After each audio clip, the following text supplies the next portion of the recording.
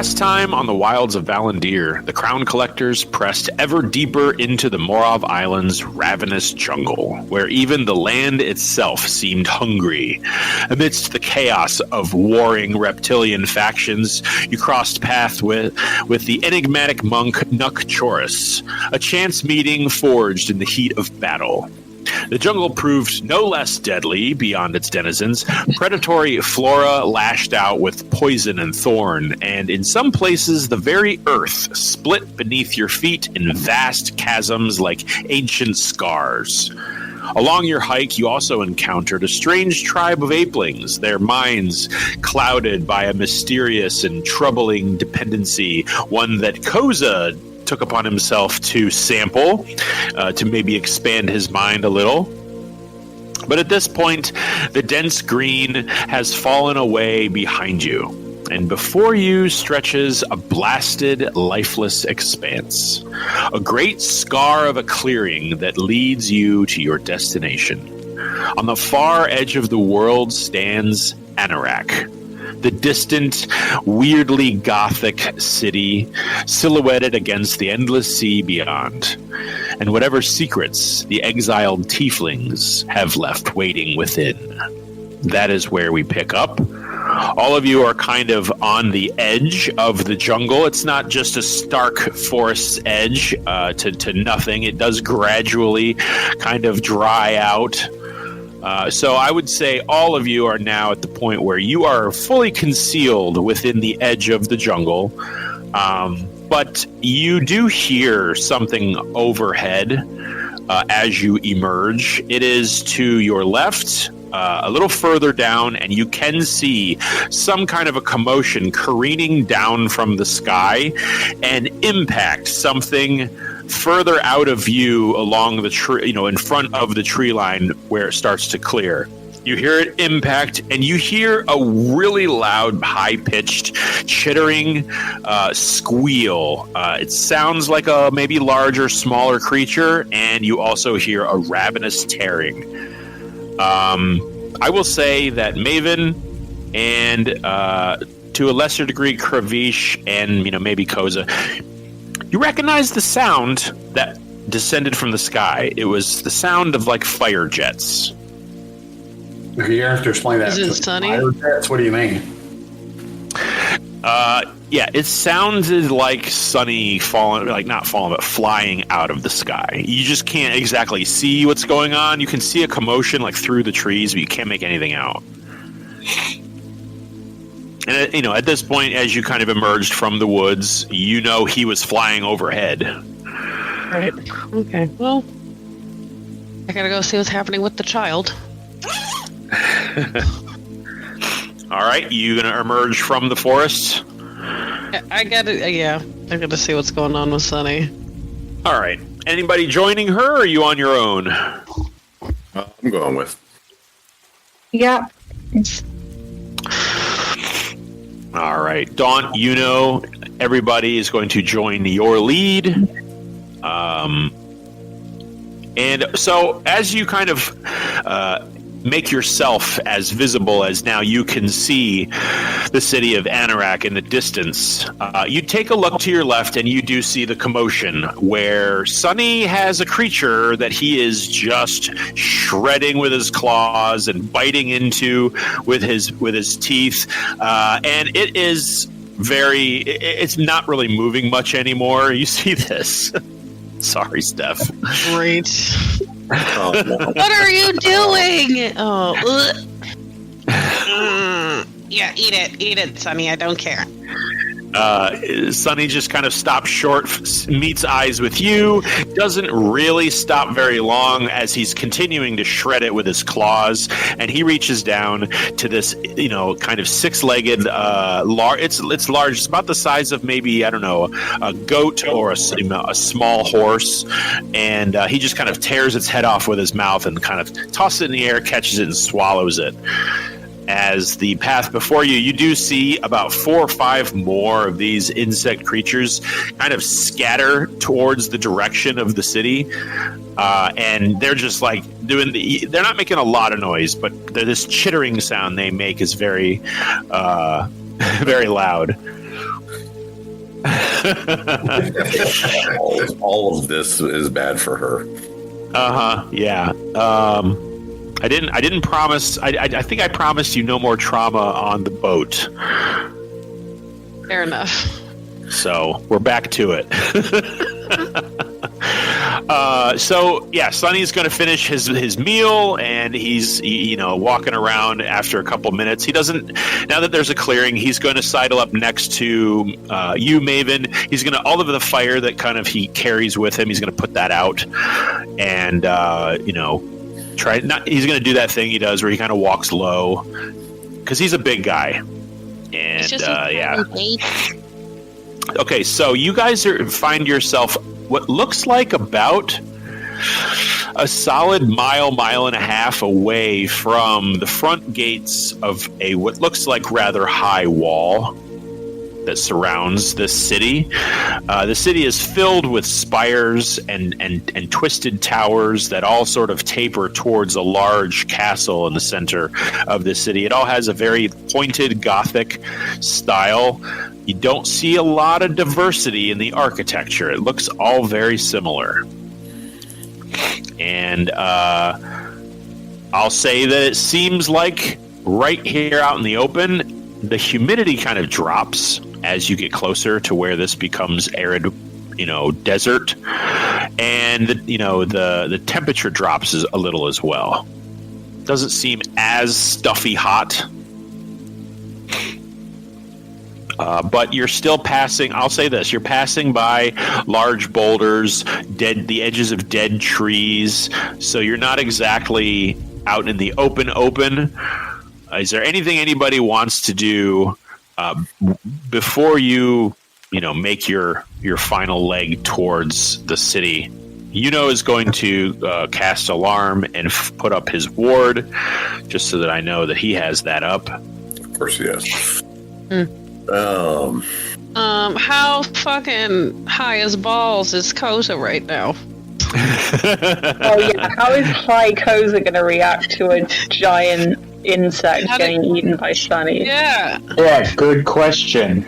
I feel it's fair that I need a wisdom save from Koza. Come on, Koza. You got this. Well, luckily I'm pretty decent at those. Let's hope so. Let's see if it still looks like Sunny to you. No. Ooh, not terrible. Okay. 15. Okay. It's cute that you think 15 is a save here, because when you take an illicit substance that I didn't expect, honestly, any of you to partake in, you find that your tolerance for said substance is not as built up as you would like. So 15 is a fail. You're going to look over at Sunny eating the bug. And react how you will. You just watched an ancient white dragon eating a horse. Oh my god. What would Koza do with that information? Oh, and I mean ancient white dragon. Well, drugged out of his mind, Koza's not thinking clearly, so he... Let me see. How good am I at casting spells? You have full access to whatever you normally would have. Well, do I notice him about to cast a fucking... I'm not casting anything at Sunny. I'm more trying to hide myself. So let's see what I got.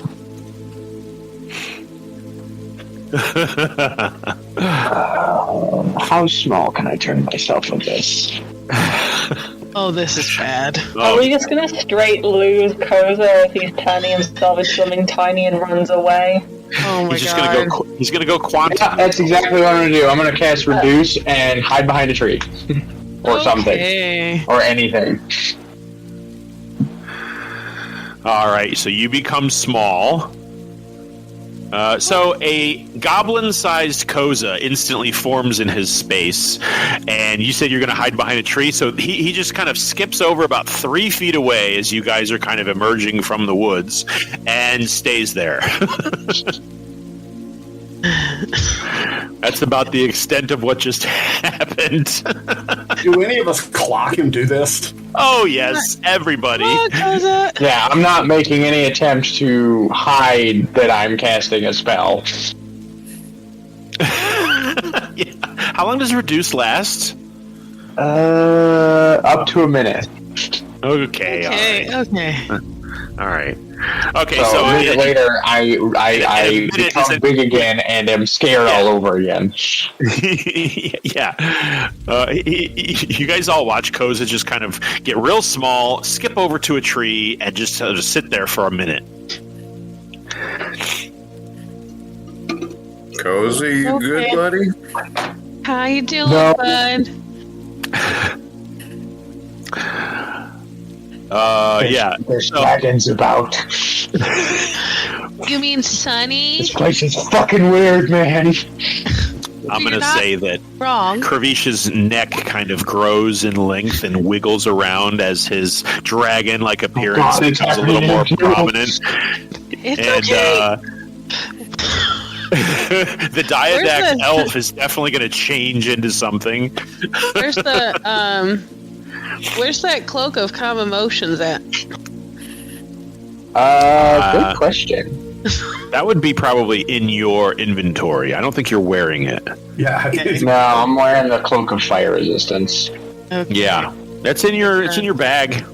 You know that. I think he's a little too calm already. Calm is a pejorative word. Yeah, I'm going to say, Koza, you are suddenly aware that you are all having this conversation audibly and very loudly. It seems maybe strategically not a good idea to be so loud. Okay. So do we just wait out the side effects of the drugs, or do we? Well, hang on. Let me. And then, boom, Koza is his big self once again. Okay. And, instantly pops back into his 5-foot space, filling it like the huge lug that he is.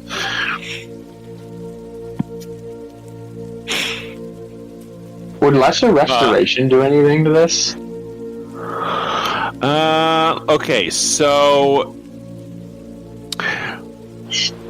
you are technically poisoned. Okay. You are technically poisoned. That is your condition. Since you failed your con save, you are poisoned. Now, the substance that you took, which whether you consumed all of it or just took a bite of this crystal, you don't know what it is. It would have to be studied and perhaps, researched to know exactly what it is, but you can tell what its properties are. You're not going to tell anybody what that is right now. You're a little scant on descriptors.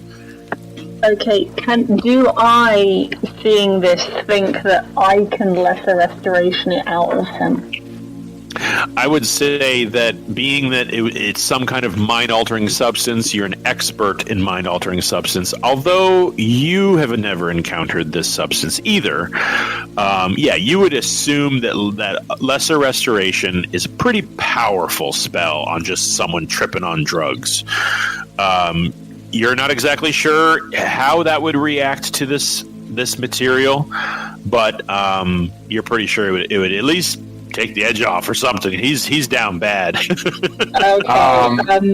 Iona rolls her eyes, and perhaps really rolls her eyes. Perhaps the first time you've ever seen her roll her eyes. Marches up to Koza, puts her hand on his forearm, and lesser restorations him. 5 points of lay on hands would do the same thing. 5 points of lay. Does that take away a condition? I don't know. Let's ask the paladin. Let us ask the paladin. Hey, all-knowing paladin. Would that work? Would that work? Let's take a look and find out where. At least it did in the old rules. I don't know if it does in the new ones. You don't have a level in Paladin, do you, Baranor? I do not. Okay. I'm just okay. I'm not speaking as Baranor. Oh yeah, it's 5 points. It's still He's just talking high out points his from your pool of ass. healing to remove the poison condition. Okay, so do you both want to approach and do that? I just know I've done that as a paladin in a different campaign. Gotcha. I'm going to have Daunt also concerned for his friend Koza, because when you guys first encountered these apelings, they all seemed a little dazed and should one say confused, but they were at least coherent. They were coherent enough to like be a tribe and sort of travel through the woods together. And they looks like they had pelts hanging from their belts. They looked rather capable, but they were all consuming this crystal, which coated their teeth in blue. Koza, you just kind of ate one, and it was about maybe 2 hours ago, and you're peaking. It's hitting you like as full as it probably will all day. So you weren't quite this combobulated when you first tried it. So yeah, it's pretty bad. Yeah, I'll go ahead and go first, and I'll go ahead and just kind of lay on hands. I'll expend 5 points to remove the poison condition. Okay. I'll say a prayer of, blessing for the fools, and and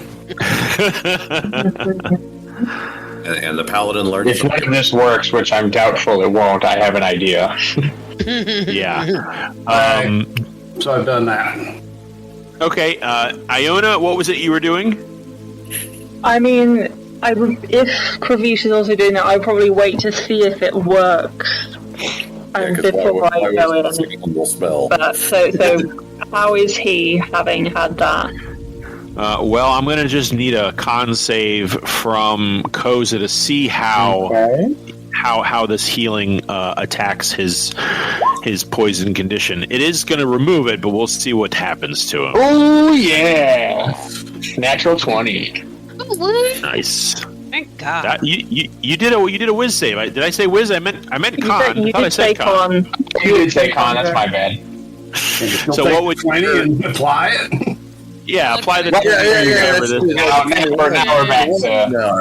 Now we're back to that. Doesn't count. That's not there. No. I'm just taking. What's the new modifier? I'm taking the natural. +1, so it'd be a 21. Yeah, 21. Okay, all right. So, Kravish, you kind of approach Koza as he's curled up in the fetal position. Let's be honest. He's next to this stump, and he kind of looks up at you, and you notice his eyes have that dune blue sheen to them, and his tongue is blue. It looks like his teeth are kind of blue. Now that this stuff is like affecting his physiology, you get the feeling he wasn't quite ready for this, but he's trying to ride this train anyway. And as you kind of lay your hand down on his shoulder, you feel a jolt of this, blue electricity through your body as you kind of empathetically feel the sensation he's going through. It's very attacks the brain and makes you feel distracted and harrowed and anxious. And it's not too long before you feel that warming field through your arms leave the tip of your fingers, where that kind of schizoid anxiousness starts to ebb and flow away. And you look down, and Koza is not moving too much, but he's kind of looking up at you, and he blinks a couple times, and that blue sort of subsides. With a natural 20, you absolutely absorb his poison removal, lay on hands. It's just you got a bit of a stomach ache, and you can find yourself sort of sitting up easily. It looks like Daunt and Iona are sort of hovering over you, making sure you're all right. Daunt's going to put his hand on your back, kind of help you up. It's like, it's all right there, mate. Good to see you out of that cloud. Iona is not shooting a withering look. She is maintaining a withering look. Koza's gonna stand up, kind of hold his head a little bit, look to the group and go, okay, first off, how dare you guys let me take drugs from a monkey? Don't you ever let me go through that again. Second, thank you for helping me out. I feel a lot better. Of course. And then he immediately turns and throws up. Yeah, I hurl my tree. Oh yeah. The kind of upchuck that it makes you hungry afterward. Just And you're sweating and you're shaking and it sucks. You felt like you turned yourself inside out. So I've slowly been deducting hit points that have been trickling from your maximum.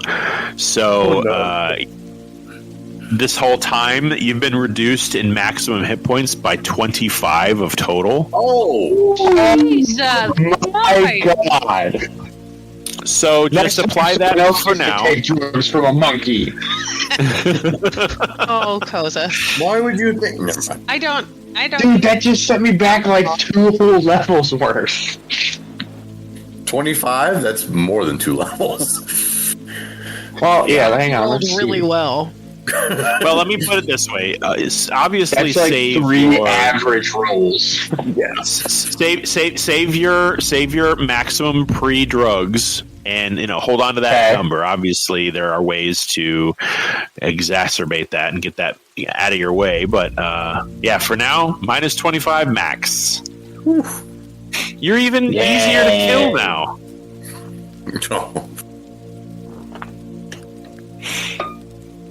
I don't even drink alcohol. How am I going to take drugs from a monkey?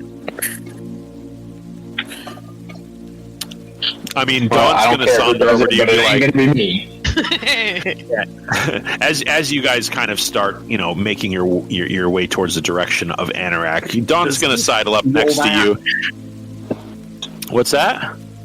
Can we does he kind of feel that weakness, that kind of permanent weakness in him? It's hard to tell if that's what he feels. He looks burnt out. He looks hung over. He looks drained. There's color missing from his face. He looks tiny bit skinnier, a little sallow. Okay. We'll see how he feels in the morning. Yeah. Dawn's gonna kind of saunter over to Koza and just sort of like kind of tap you on the shoulder with his elbow and say, "How you feeling, big guy?" I felt better. Yeah, well, I got to be honest with you. You're pretty brave for putting that down the gullet as quickly as you did. But to be honest with you, some of us may have tried our hand at illicit substances in our past. It's a gamble either way. I'm glad you're all right. Baranor's going to look back at the rest of the group and say, "Shh," and cast Without a Trace. All right. So, being that it's you are now out in the open, your clothing, your armor, as shiny as it is and colorful as it is, you do stand out. So I'll ask you, as a group, how close do you want to get to the city? Are you aiming to just walk right up to the gate? What is the plan here? What is the marching order? Bold of you to assume that we have a plan. Why start now? Winging it for life. I'm gonna get that tattooed on me. Maven in canon has that tattoo. None of you have ever seen it. No, it's new from the hells. Yep. I'm going to say that as you hike forward, you begin to hear distant sound.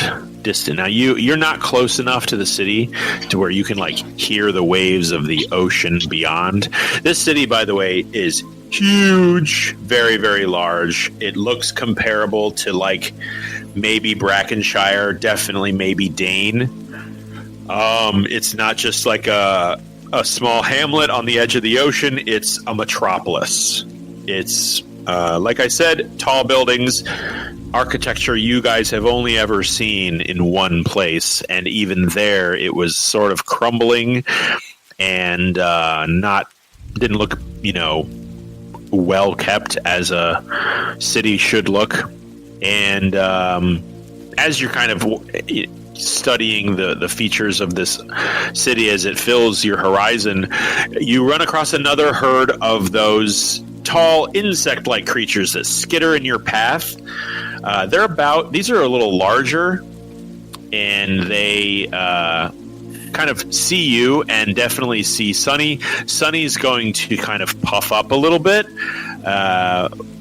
and looks like he's going to take a couple of steps a little faster than he just was towards them as they skitter off in the opposite direction. Stay close.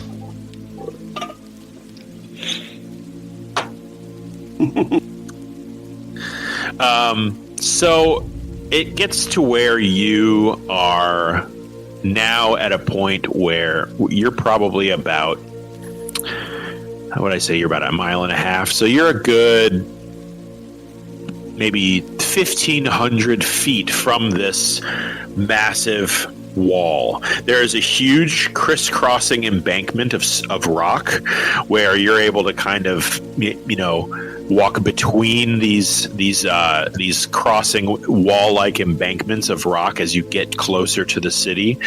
But you get to a point where you can hear beyond the walls the sounds that you are familiar with, only it is magnified. The sound of industry.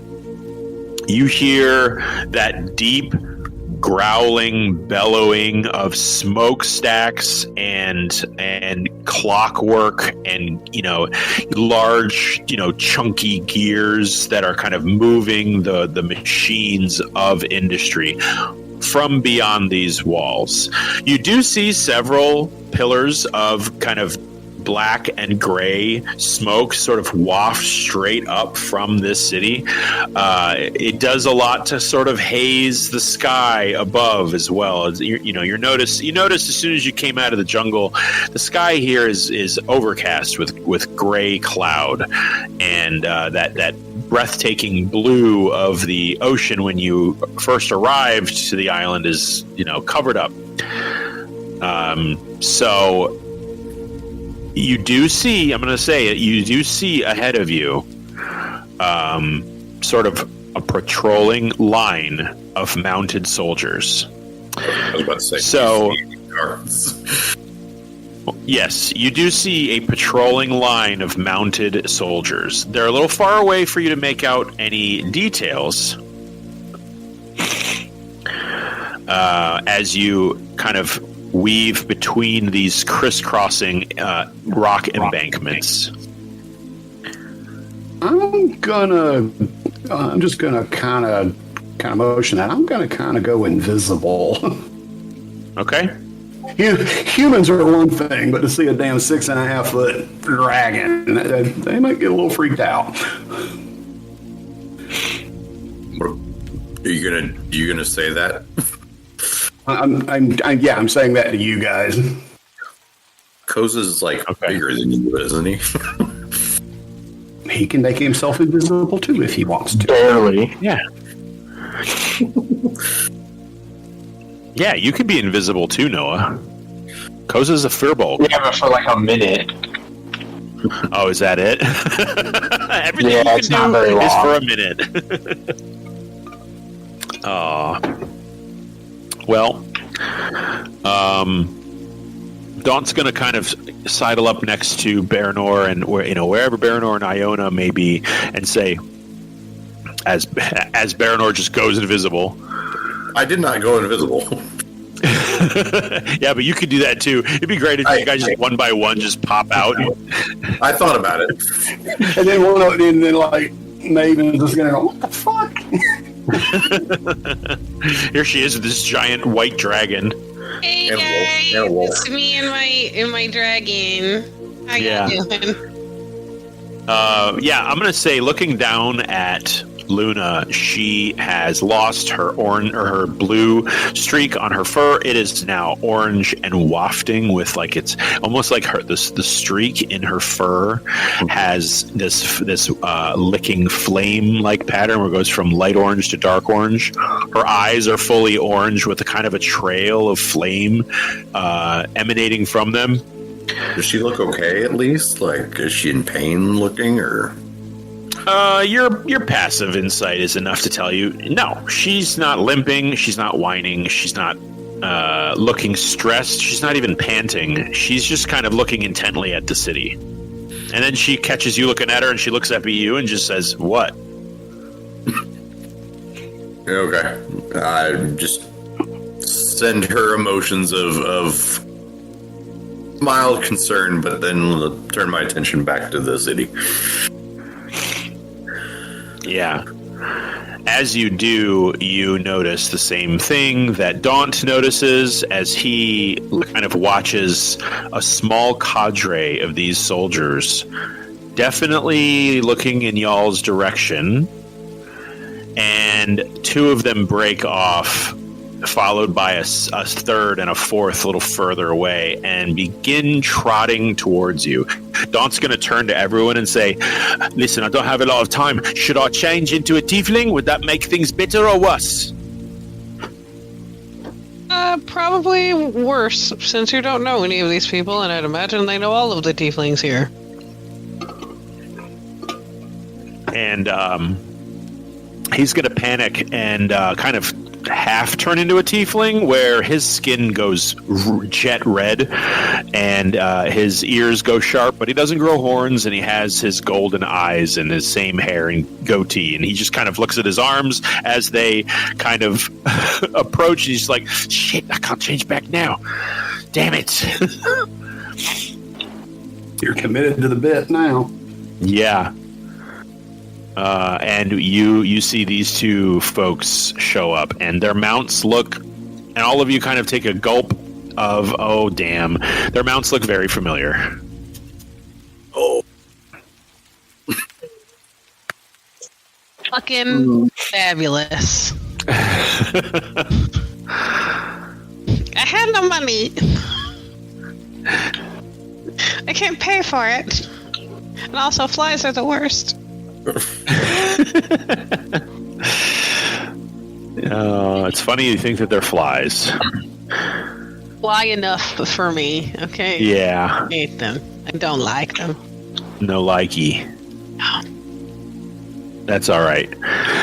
Okay, so they these characters approach your group. They stop short of about 30 feet.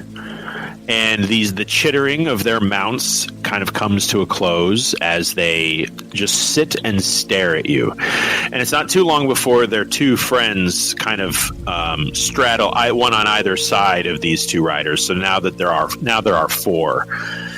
You notice that they're all dressed identically. They have very heavy, thick red and black plate armor, and very elaborate looking heavy spears that they sort of hold on the side of their saddle.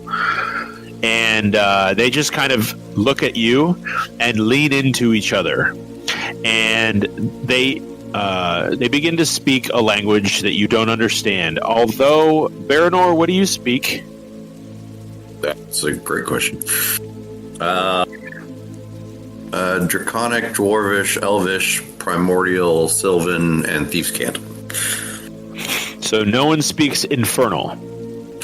No, I didn't think that I could.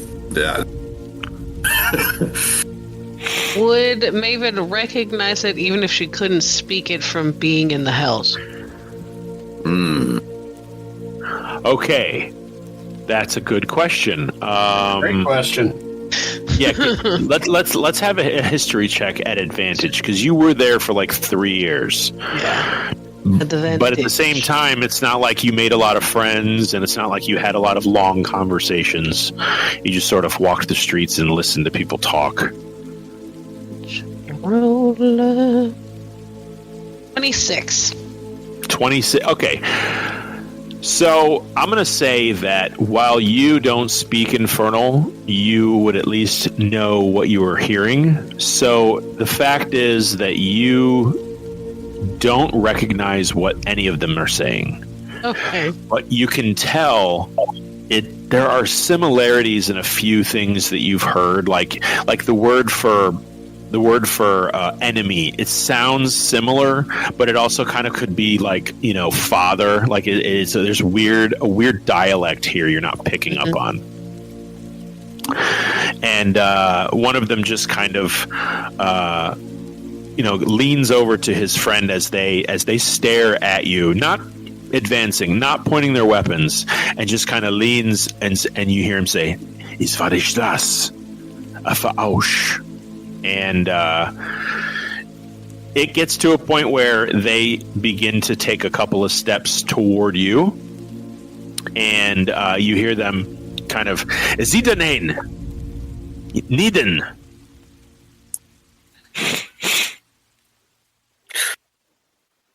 I'm not doing anything. I'm staying quiet. I'm here invisible. And they're going to take a few steps closer, and their two buddies on either side are going to take a couple of steps closer. You see the one on the very end kind of raise his forearm to his mouth like he's speaking into something. There, you look and see what looks like a bracelet that sort of straddles the middle of his arm, and it's fiery red jewels, and as he sort of speaks into it, and you can't hear what he's saying, the gems on top sort of glow a little. It's not too long before you hear the distant trampling of hoof steps, and you look behind them and you see 5, 6, maybe 10 additional riders converging on your location. They get a little closer. You hear the tempesto in their voice, kind of the bass increasing. Atenzi! And the one who's been kind of talking to you the most, he approaches you within 10 feet and he lowers his spear pointed at you. And you almost feel the large insect mount sort of stomp its foot as he says, Atenzi! Do you speak common? Because I have no idea what you're saying. Raven's getting mad, okay? She's just like, I don't know. I don't know what's going on. I need some help here. And they kind of, one of them, he snaps his eyes towards you because he was looking at Koza. Koza's the biggest guy here. And you, as he stepped toward Koza, you watched Daunt sort of step in between a little bit, just kind of make a move, as in I'm gonna be here. Yuno is going to back up, and right behind his back, if anybody is behind him, you see him ready a firebolt. Just kind of roll a little flame between his fingers. And I don't know if Baranor, if you decided to psychically link with anybody. I don't remember if I was psychically linked before or not. Let's say no. Yeah. You feel the hackles on the back of Luna start to go on end. You feel that hackles going up pretty much on everybody in the party. You guys have been around enough trouble to know when things could go sideways and what that could mean. And he's going to get a little closer, and two more on either side of him. They're going to drop their spears as well, as this huge group of soldiers ride towards you on these six-legged insect horses. And they're going to surround your party. And before. Yeah, so I'm going to say Daunt, Maven, Bogey, Iona. You're not invisible, are you? Bogey is just there. Or excuse me, Baranor, sorry. Whoa, what is going on right now? Whoa. It's a user. I'm in Jumanji. Legitimately. Yeah. The user. I'll communicate with Maven telepathically. All right, it's like, okay, what's more important, me staying invisible or me being able to communicate with them? I don't know. You popping out of visibility is probably bad. No, Maven, as you're... But if I cast moves, it breaks invisibility. One of them kind of, as you guys are having this mental conversation, sort of leans over to another, and he points his spear at Maven, and you hear him say, Niden, Leisen zal Soldanisian. And you see two of them sort of turn towards Maven. And you've never heard it pronounced this way, but yeah, you just heard him say Soldanisian. And two of them kind of turn towards you and look at you, and then they kind of look throughout the rest of the party, and you see them kind of have like this confused look, and they kind of looks like they're commenting on the rest of you, and then you see them just sort of address Maven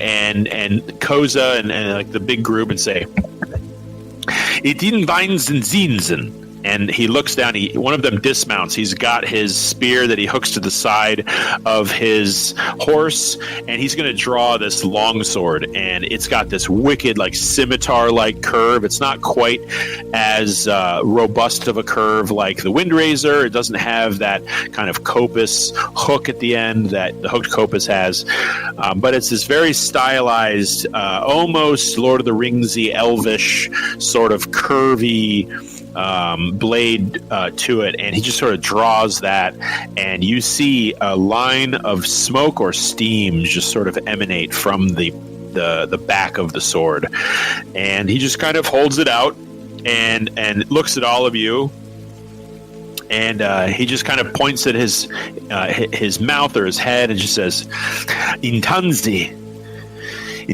reason. And he looks back at his friends and looks back at you, and he just kind of shakes his head, and it looks like he's gesturing with his mouth and his ear, and he just kind of cocks his head, and he kind of something clicks in his head, and he says, Imperialus. Some of them are. I mean, yeah, Banner's gonna look. Koza understood that word. He's gonna no. And as he says this, they're going to all clock you guys kind of being nervous a little, and 3, 4, 5 of them are going to dismount with their spears. They're going to approach to the point where they are now upon you.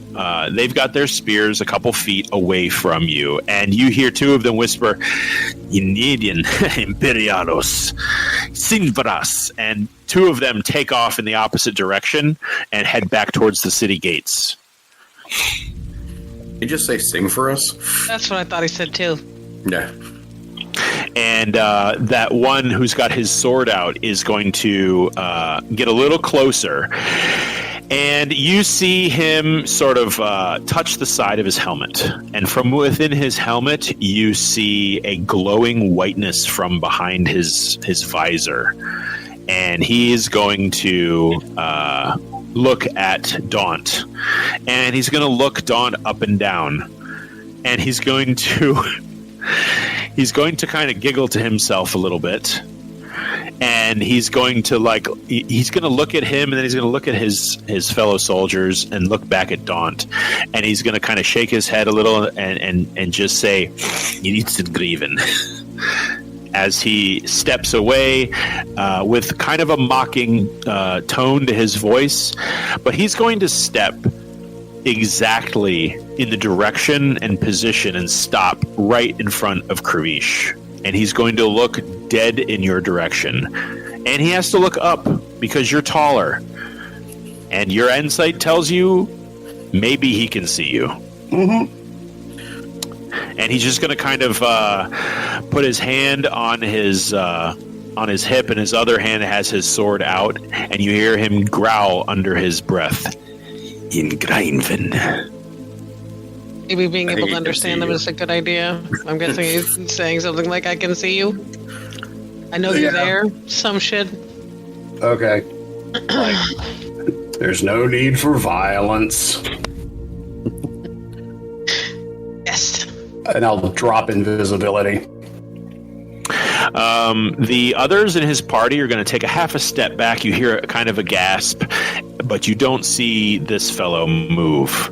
Okay. And he just kind of cocks his head to the other side, and you see him grasp his helmet and pull it up over his head. He has a pair of upward sweeping kind of a blue porcelain colored horns. He has a matching color, very pale, very like almost vampire porcelain white skin, with just a tinge of blue. He has at this moment white glowing eyes. And he has this long goatee of white hair, as well as a mane of white hair that kind of tumbles down his shoulders.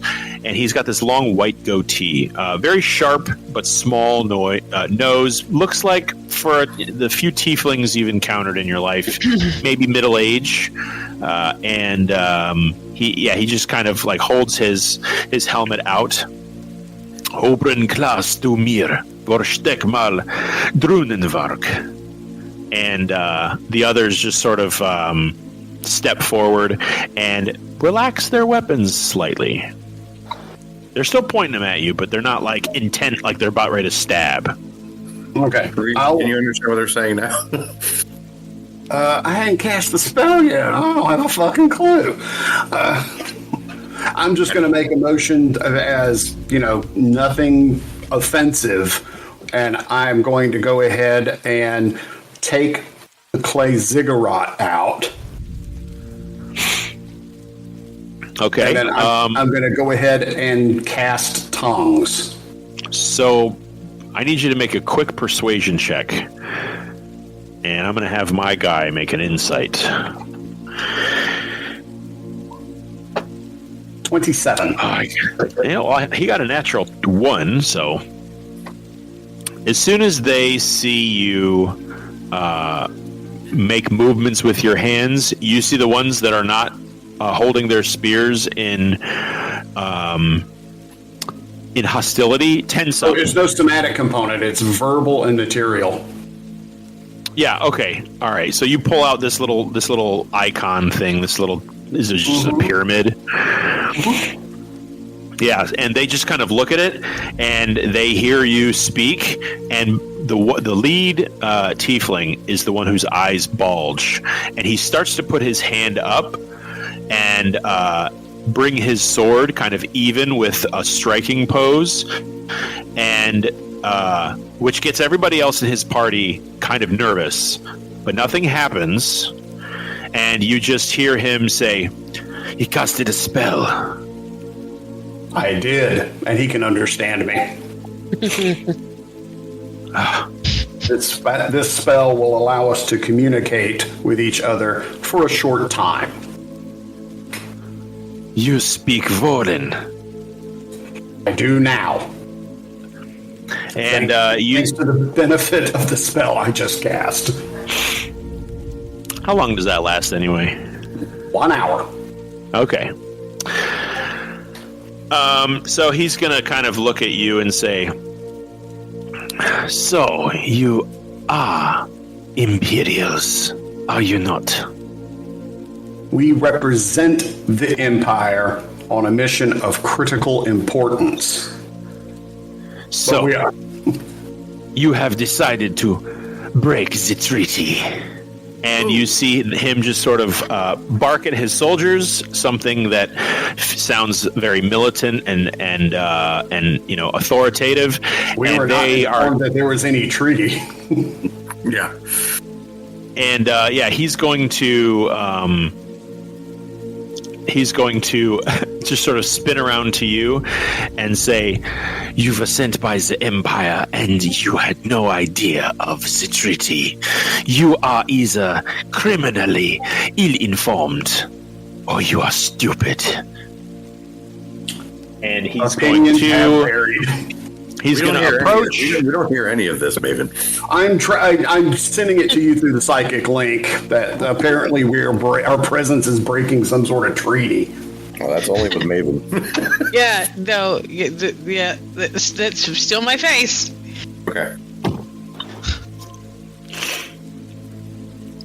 Yeah, so he's going to approach your group, his sword out, and just say, "Drop your weapons. We will sort out what business you have with the kingdom of Anorak once you are secured." And they are going to not only surround you, but point all of their spears at you. And is going to whisper under his breath, and he's going to say, so probably not a good idea to be invisible before this, but I think we should give up. Bernor hasn't made a single move to his weapons the entire time. He's just none of us have. Stock it still. No, I'm not. I have actively kept my hands in the air. Just big blue Koza, hands up. Big giant. Yeah, so I am trying to seem as little of a threat as possible. Yeah, like I can assure you, our intentions are peaceful and cooperative. then drop your weapons. And they're going to... I don't have it in my hand to drop. Bernard's like... And, okay, you see one of the bigger ones sort of walk up, and he's going to look at you, and he's going to grab the hand that's closest to Anthem's edge, and he's going to snatch it off of your hip, and he's going to pull it so hard it's going to rip the belt, the very nice belt that you had made. And he's going to toss it behind him and say, "If you can understand us, then you can follow orders. Put your weapons down." We can hear half the conversation, right? I don't know. How does that work? If you talk to them in their language, what does everyone else hear? That's a good question. They hear their own language. Okay, so They all hear me- right. They hear me speak in common. Yeah. Yeah. So we are kind of getting context clues that they want us to disarm. Yeah. Okay. Baranor is going to do like the most like hands up in the air and like go to his belt and gingerly take off 1 dagger, 2 dagger, 3 dagger, 4 dagger, 5, 6 dagger. 5 minutes later. Yeah, he's gonna undo the hooked copis. He's going to take the bow off. It's like that scene in the mask where they're just dumping his pockets out. Just a pile of This is weapons. just going to take a while. Yeah, I have a permit for that. yeah. Raven's like arm, she's had like the staff across her shoulders and like at her elbows up on it, and she'll just like drop it. Yeah. So, who's in the back of the group besides unless you guys are all in a line facing all of the group. What is the march? I never really did get a marching order. Baranor's usually somewhere in front, so Yeah. Yeah, maybe It sounds like Maven and Kravish are kind of in the front too, or at least in the middle front. I'm probably in the middle. Okay. I would assume Yuno's in the rear. Yeah, Yuno's in the back, Daunt's in the back. And by the time that you guys sort of give them your, main weapons and whatever visible daggers you've got, and I would appreciate if you guys note your weapons, but take them out of your inventory. As you hand them over to their soldiers that collect them, load them onto what looks like a larger, sturdier sort of pack mule insect. Sort of shove them onto what looks like a makeshift basket or something. is it a steeder? It's a big beetle. Oh, that's less traumatic for Steph. Yeah. Oh, it is awful. Big orange compound eyes. But you notice that Daunt doesn't give them anything, and he isn't wearing anything. He kind of like pulls his side cape to the side and reveals that the only thing on his hip is a small little like compartment pouch, and on his other hip is like a little coin purse, and there's a little rolled piece of parchment and a little scroll kind of carrier. And the rest is he's unarmed. Other than that, he doesn't have anything on his boots, which is weird because you've all seen him with a very fancy rapier. I'm pretending like I don't know shit. Yeah, These I'm tiny handing fucking over. I'm very practically handing things over, but I'm doing so hoping that they're not going to take too close a look at my dagger, because that does have the symbol of Talon on it, and I don't know where they stand on evil goddesses of poison. Yeah. So you give up your sunblade, you give up your dagger, and any boot knife you may have. They do search you guys, the but thing is that currently in the bag of holding we do have various weapons. So long as that is like kept out of sight, we're not actually that screwed. Well, I ain't gonna tell them that. No, we're not. Well, I'm not gonna only mention that. some of us are Imperials here. Only one of us is an Imperial. Oh my! I don't know who these some. so after about maybe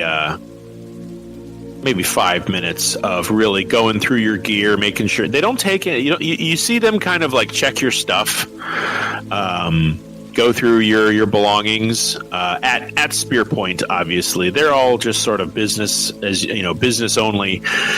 They don't.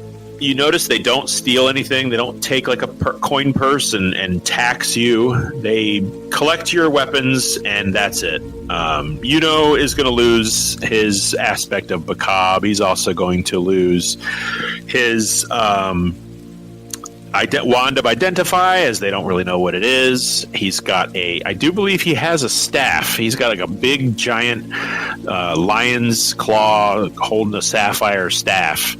And they're going to take that too. He rarely talks about it, but he does have it. And he's got a knife. He doesn't have an orb to ponder? Well, it's jammed into this staff that he's got, and they took it. Okay. Gotta ponder the orb.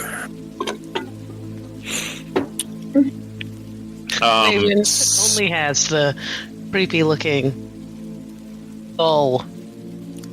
Yeah, your the burn stick, which when they grasp it, they kind of look at it, and then they look at you, and then they look back at your stick, and they give you this crazy, like, subtle, very subtle nod of respect, which you don't really know. Say it out loud. Yeah, you don't really. Well, when they look at the skull, it's when they look at the skull that they give this weird recognition to you, and you get the feeling like they just recognized something that they didn't expect to see. It wasn't like, ooh, there's a skull on a stick. Like, it was specific. Yeah, I got you. And they just kind of whisper to each other, "Das ist nicht mein Seitenfeind." And they just kind of giggle a little to each other, but they collect it and they store it on the pack horse. What did they say? My man's. Yeah, you heard them kind of mutter to each other in like soldier speak, like didn't expect to see this on an outworlder. I'm just saying, just telepathically, they're rather impressed about this type of skull on your staff. They didn't figure or what have it. That was interesting. Yeah, and your skull on your staff, by the way, is almost ready to fall apart. Like it's always been kind of a sturdy, almost stone material. Like you've been hitting things with it instead of, not just stabbing, but also hitting things with the end of it. And it's cracked a little here, cracked a little there, but it's definitely looks like it's on its way out. Fine. It doesn't have long for this world. But yeah, they finish collecting your gear, and the lead tiefling commander, the captain, I guess, just sort of approaches Kravish, as you seem to be the only one who understands what he's saying. And he just says, now you have a choice. You can come with us peacefully, or we can bind your arms and legs and carry you there. We'll come peacefully. No little tricks of invisibility, huh? Sure. And he just kind of like points to his temple as he puts his helmet back on and just says, it was a clever trick, Imperial, but not all of us are blind. And he's going to sweep his mount away from you and lead you all closer towards the immense outer wall of the city of Anorak. You notice that the outside of this wall is carved with a just infinitely huge, the whole width of this wall is carved. It's intricate. It's difficult to kind of describe other than you see figures and scenes and maybe battles. It stretches as you get closer to it.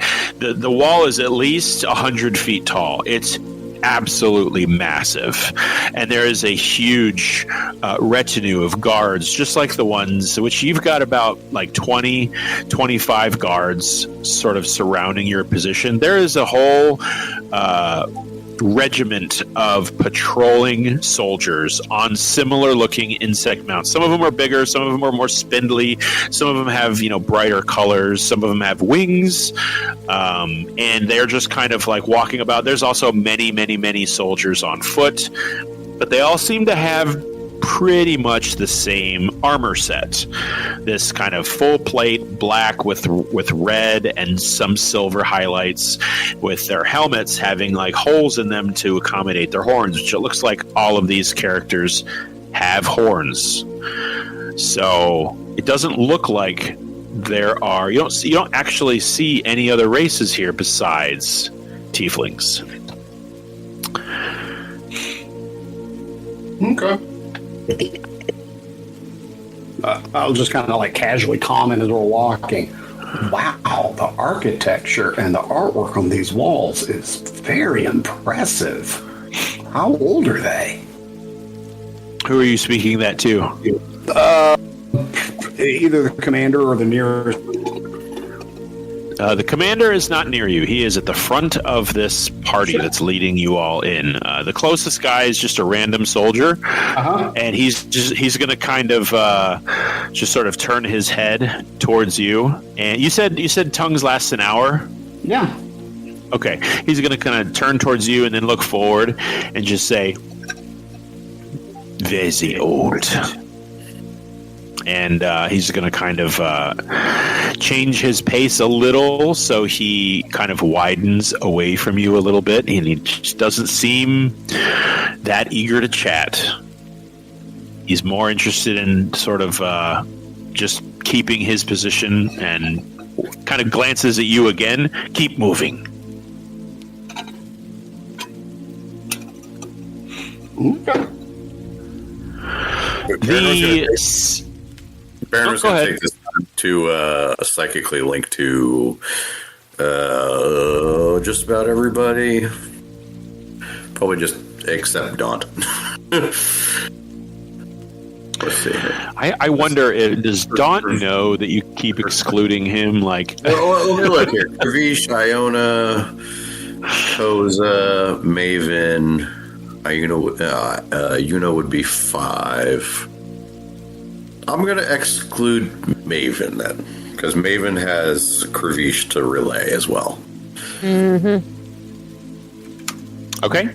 I'll let the group know like we're psychically linked. Let me roll a die to see how long we'll be doing that for. D8. 6 hours. Okay. So, what's the plan here, guys? What are we just placation? That's a big word for Baronor. So big you couldn't get it out. Well, I thought about it, and I was like, well, maybe Baranor doesn't even know that word. Are we just playing peaceful here? I don't know what else we're supposed to fucking be doing. I don't like this guy, though. He is annoying. Yeah, I me. think that's kind of our only option right now. Yeah. Break all of his. I learned my lesson back in Cobb. Yeah. Still not happy about it. I'm not trying anything. I'll let the talkie boy do the talkie. Man, if I get to I tried. It didn't do anything. Made it worse. I have a -1 charisma. Okay.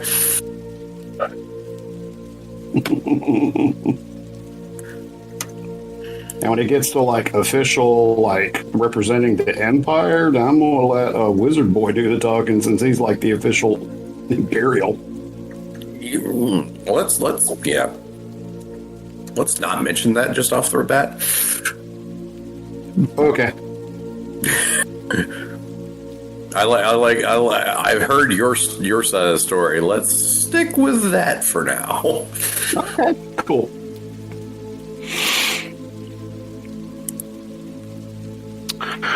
All right.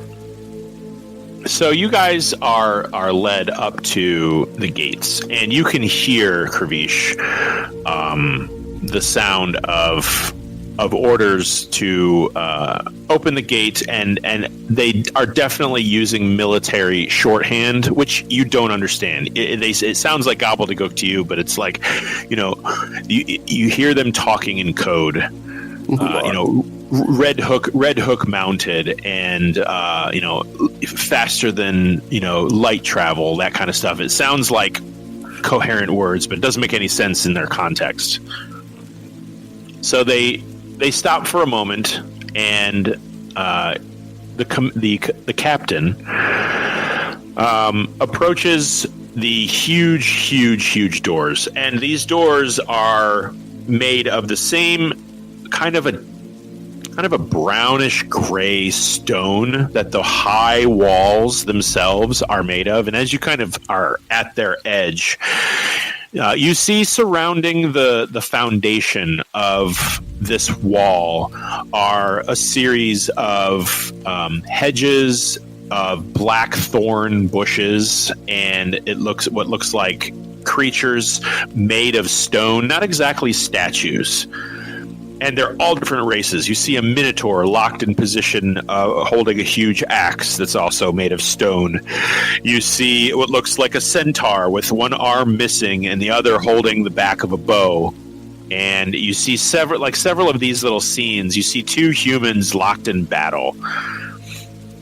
And that's about as far as you can see in either direction, but about every maybe 30, 40 feet spread out, intermixed with like these hedges of twisted blackthorn that kind of surround the base of this wall, as well as like large boulders and facets of stone that maybe were remaining from chiseling this wall. It does look like perhaps this is all one huge piece of stone rock that makes this wall. So the casual geologists in you imagine that maybe this was all one stone. Wow.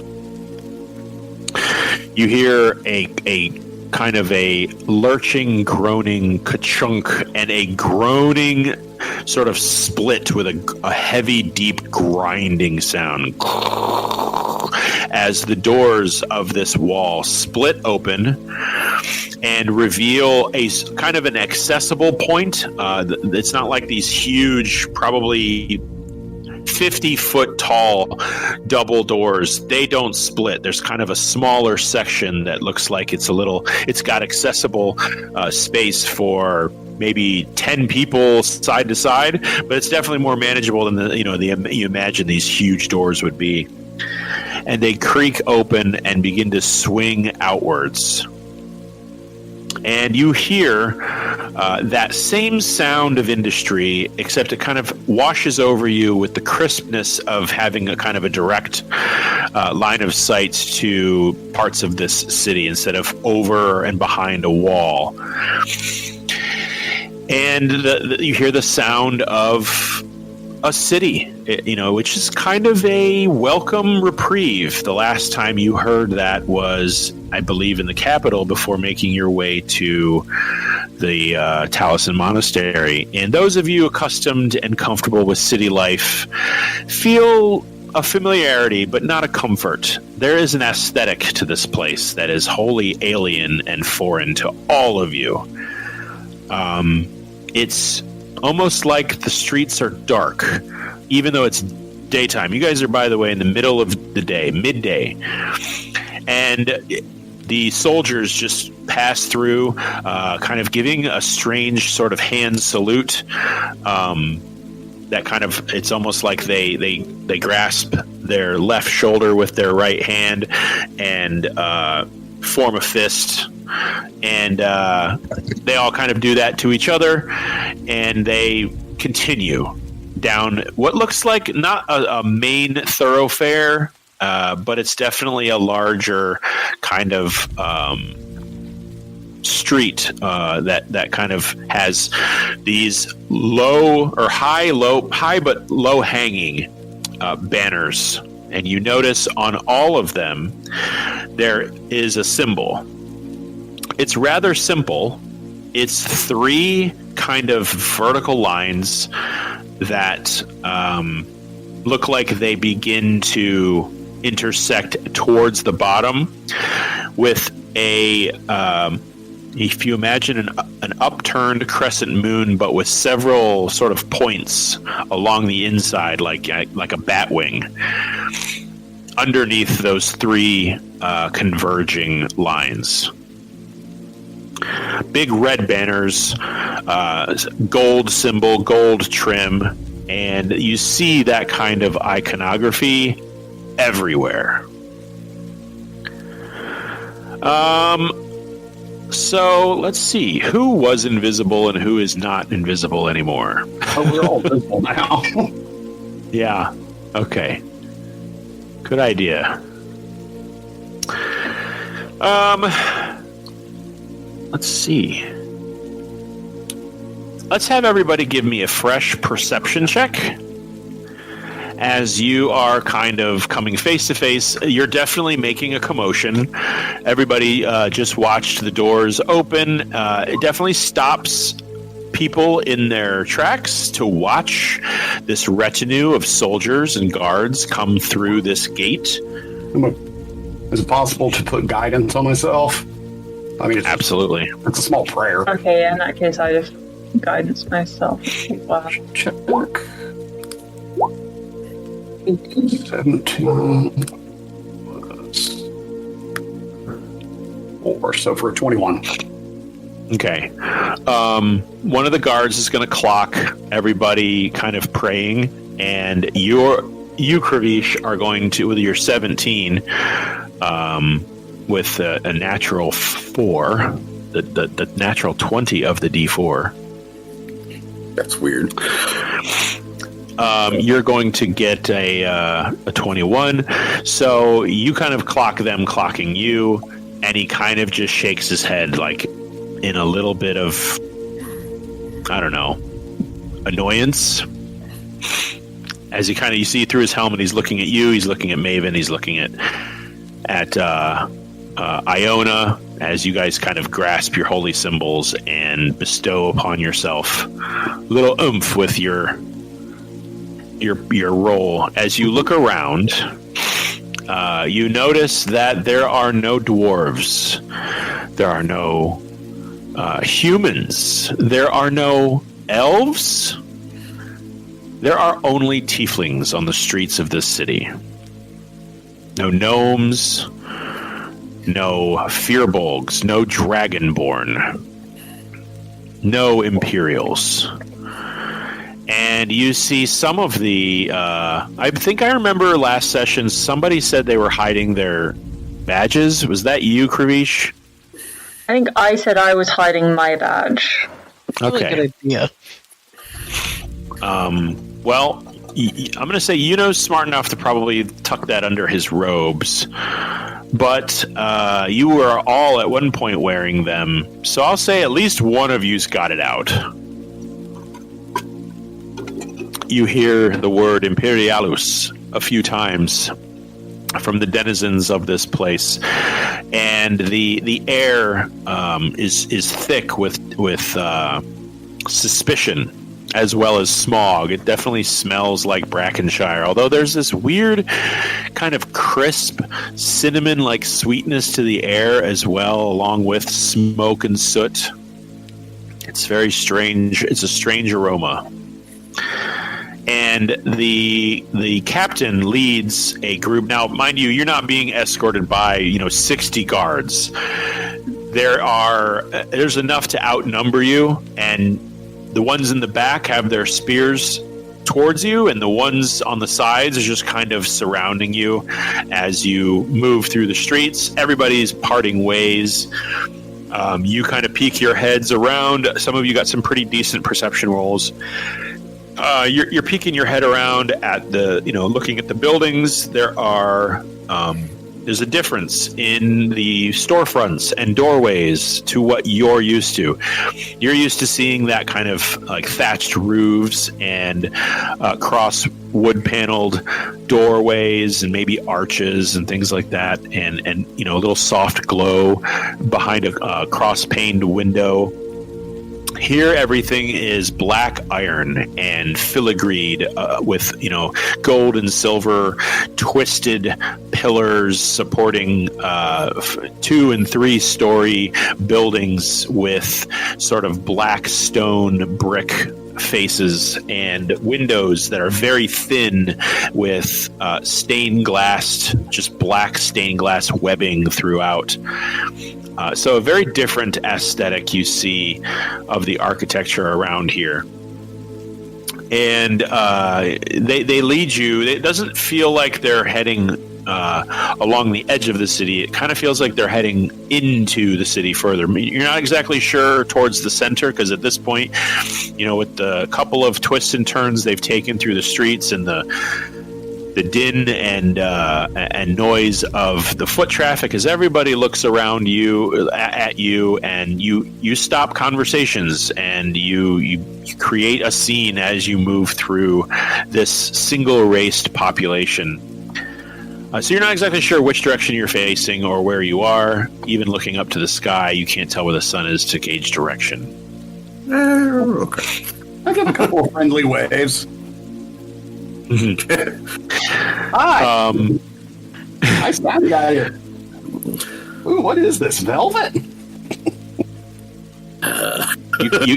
You catch a small tiefling child, like completely red skin, just kind of like, as you say hi, just kind of waves up at you, and her mother kind of like shoos her away as the a pair of female tieflings just sort of grab this, collect this child and hustle it along the alley. As you are all marched through the streets of Anorak towards a cathedral-like building. It's got some height to it. It's got a twisted tower that reaches into the sky, but it's not by any stretch the largest building in this city. And it is not the central spire-like towering palace that you could see from the distance. This is somewhere deep within the meat of the city. And they kind of stop at the front of this building, and you see that same captain enter the building. Everybody kind of watches you and also watches the crowd. Again, you hear people whispering, Imperialos. And I'll say that those of you who have your badge out have at least the passive insight to say, I'm going to cover this up. After a moment or two, the captain comes out of the building and approaches you along with several of his troops behind him. And he's going to again remove his helmet. And in this dim light where he had white eyes, that effect has since ceased. I'm going to say you're still within that hour of tongues, although you can feel it's starting to wane a little. I want to thank you and your compatriots for not causing any problems as we traverse the city. Here you will speak with the Chancellor of Distant Relations. His name is Finnick, and he is a curious man. Well, I didn't mean to interrupt him. I didn't know if you were finished. If he likes what you have to say, you may find it pleasing to explain yourself in front of the triarchy. But I would usher a bit of wisdom and show him the respect he deserves, lest we throw you in the dungeon for being outsider spies. He's going to sheath that smoking sword. He's going to put his helmet back on, but behind his visor, he's going to look at you all again. Good luck, Imperialos. And he is going to march away as the doors to this building open up wide. And what was this gentleman Finnick's station? Finix. Mm-hmm. Chancellor of Distant Relations. Distant Relations. Okay. Okie dokie. Mm-hmm. So, who's going first? They're not going to, poke you in with their spears. They're just kind of waiting as you all just sort of stand in this hallway. Probably Kavish would go first. I'll be right next to him.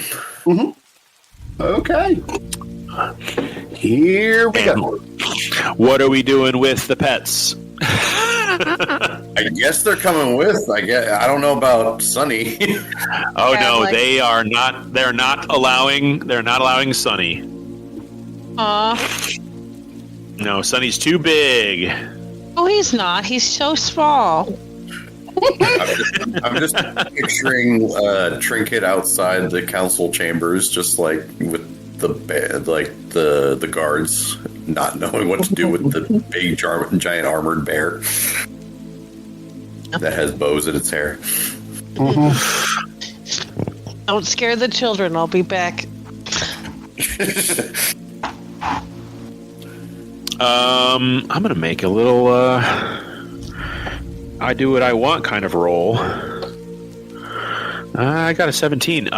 Sunny's just gonna kind of snort, and he's gonna take off straight up into the air. Okay, that's not gonna cause any trouble for us. No, that's not gonna come back to bite us in the ass at all. Yeah. He's a teenager. What do you want? Not to die. Fair enough, but he's a little bit bigger than me. He's a little bit bigger than a school bus, okay? I can't really physically force him to do anything. He's like a Great Dane that thinks it's a lapdog. I mean, are they not lapdogs? Wrong analogy for me. Well, this building open before you. Daunt is going to peek his head in. He's going to look back and say, "It looks all right. Doesn't seem to be armed guards with their swords out waiting for us to murder us." We got that going for us. This is a lovely room of death. All right, well, we'll make our way in. The foyer of this building is trisected into 3 hallways. One on either side of you that sort of lead in it's almost like 3 directions are in front of you, and one is slightly to the left, one is slightly to the right. And at the center of this intersection, you see a what looks like humanoid statue of brass. 2 long upturned horns extend from the forehead, long ears, long pointed ears, and a really, really long kind of mane of tumbled, wavy hair that reaches the floor. This is what looks like a judge, as it's wearing a blindfold.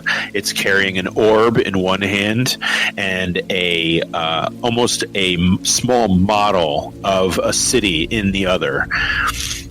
Dressed in sort of a simple gown with bladed shoulder pauldrons. And he's just kind of sitting in the middle of this hallway. It's about 12 feet tall. It's also, the statue's on a pedestal of brass. There are several people walking around. A couple of soldiers. They look like they recognize you and sort of beckon you forward into the direction straight ahead. And that leads down a hallway. Now, there are stately looking portraits, 5-6 feet tall, of various people on the walls of this building. The rooms themselves are very, very tall. The room you're in, this intersection, the hallways are probably 30 feet high. And as they kind of lean, they're not, by the way, very well lit at the top of these hallways. They kind of disappear into darkness. But with this gothic web-like spine and rib-like architecture above you, these crisscrossing archways, beautiful, beautiful architecture, but rather imposing and unforgiving as far as light goes, except for those of you who have dark vision. You're brought into a back room. As the hallway widens up, there are guards on either side of this entranceway to this room, where you see, around a corner, you see shelves of books. You see cabinets and shelves of rolls and scrolls and parchment arranged. There are tables with bottles and books. There are little devices on side tables with things steaming and stirring and bubbling. And you look and see a number of people at the far end of the room.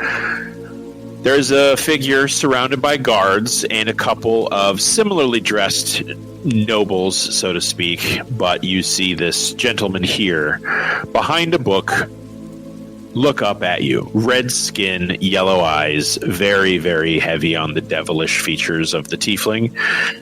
His black horns are adorned with small gold filigreed arraignments. He's got long, dangly silver and gold earrings. And his robes are exquisitely made. He wears a huge, heavy, glowing, star-like medallion around his neck, several layers of these, heavily adorned and embroidered robes.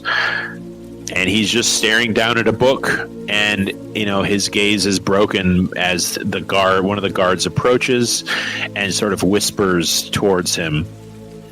He looks up at you, and he just kind of his eyebrow sort of cocks up, and he tilts his head and says, "Imperios, interesting." And he instantly kind of closes the book on his desk. Yeah, I'll lead off with a courteous bow towards him.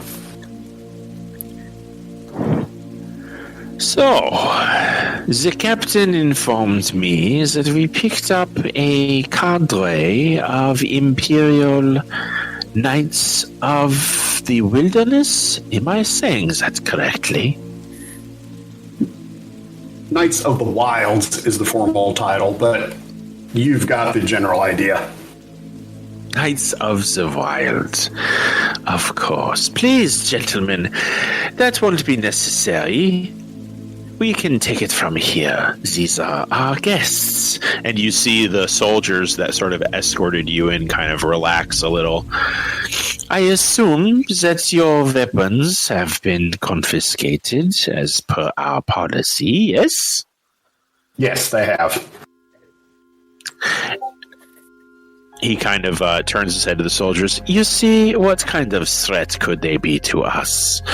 And he's going to kind of rest his gaze on Yuno and just sort of look over, Kravish and Koza, and he's going to say, but perhaps the sword and shield are not your only blades. And he raises his hand, and a very small flame just sort of dances between his fingers. And you see Yuno just kind of turn a little red. He also kind of gives a game recognizing game. So, they tell me that you have simply approached our gates and knew nothing of the treaty between our people. I find that very hard to believe. Please, sit, make yourselves comfortable. And you guys all see that there are tables and chairs and benches, and everybody else in this room, by the way, of which there's maybe 10 people in this room that were doing various tasks, they've all stopped and have all turned towards you. Okay. Chancellor Phoenix, I presume. He gives a slight curtsy and a bow at the same time. Okay. Yeah, at your service. Yes.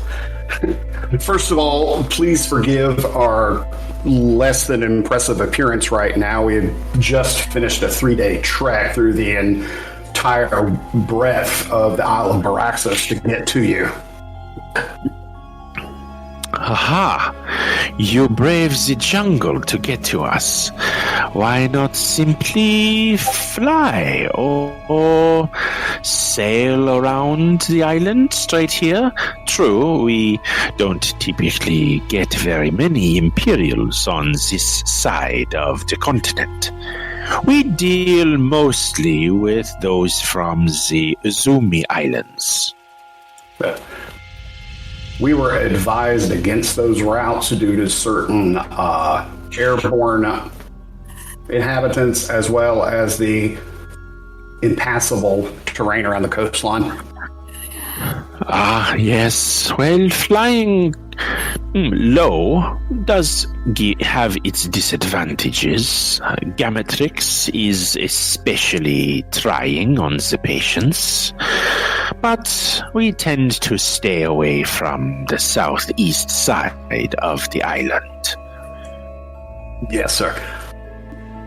If I may, sir, the incantation that I used in order to allow me to communicate with you is about to run out. Would it be permissible for me to re-up the spell, please? You see him kind of cock his eye and say, I thought you just liked speaking our language here. And you see, all of you, by the way, have been listening to this very strong infernal language being spoken between Kravish and, well, one-sided really, because he's been answering in common. And he just kind of rolls his eyes a little and says, please, allow me, and you all now hear him speaking in common to you. Allow me to adopt your language. I love speaking common. It is slow and simple. I'll give a bow. Thank you. So, now that we are all on the same page, what brings you to the shores of Anorak? It has been so long since one of your kind ventured this far west. I think in this instance, the written word will be able to convey the purpose of our mission so much better. And I'll turn to Yuno to ask for the journal that Xander wrote out the entire discussion that we had regarding the magical ley lines and such. You know what? What? I think Yuno is gonna need some convincing. He's an Imperial, and as you know, information is not freely shared by true Imperials. So he's going to be like, you sure you want to just give Xander's freaking whole journal? You can at least read it to us, if that would be.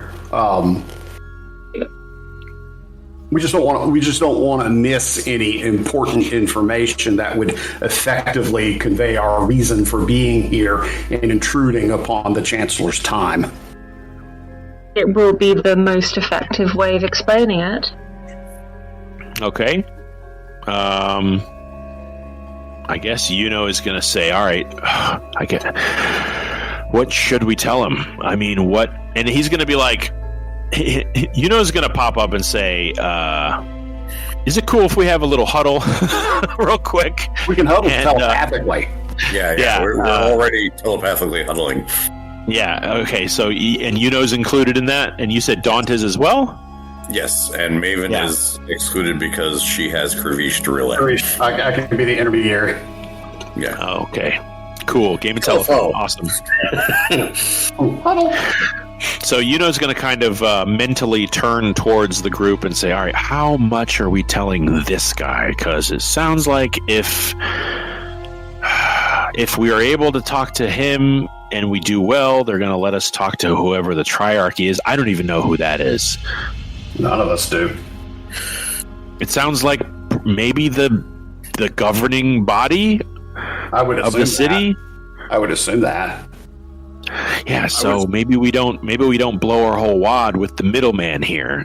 Just give him enough to pique his interest. Sure, but honesty should be the forefront of what we're doing right now. We do need him on side. Yes.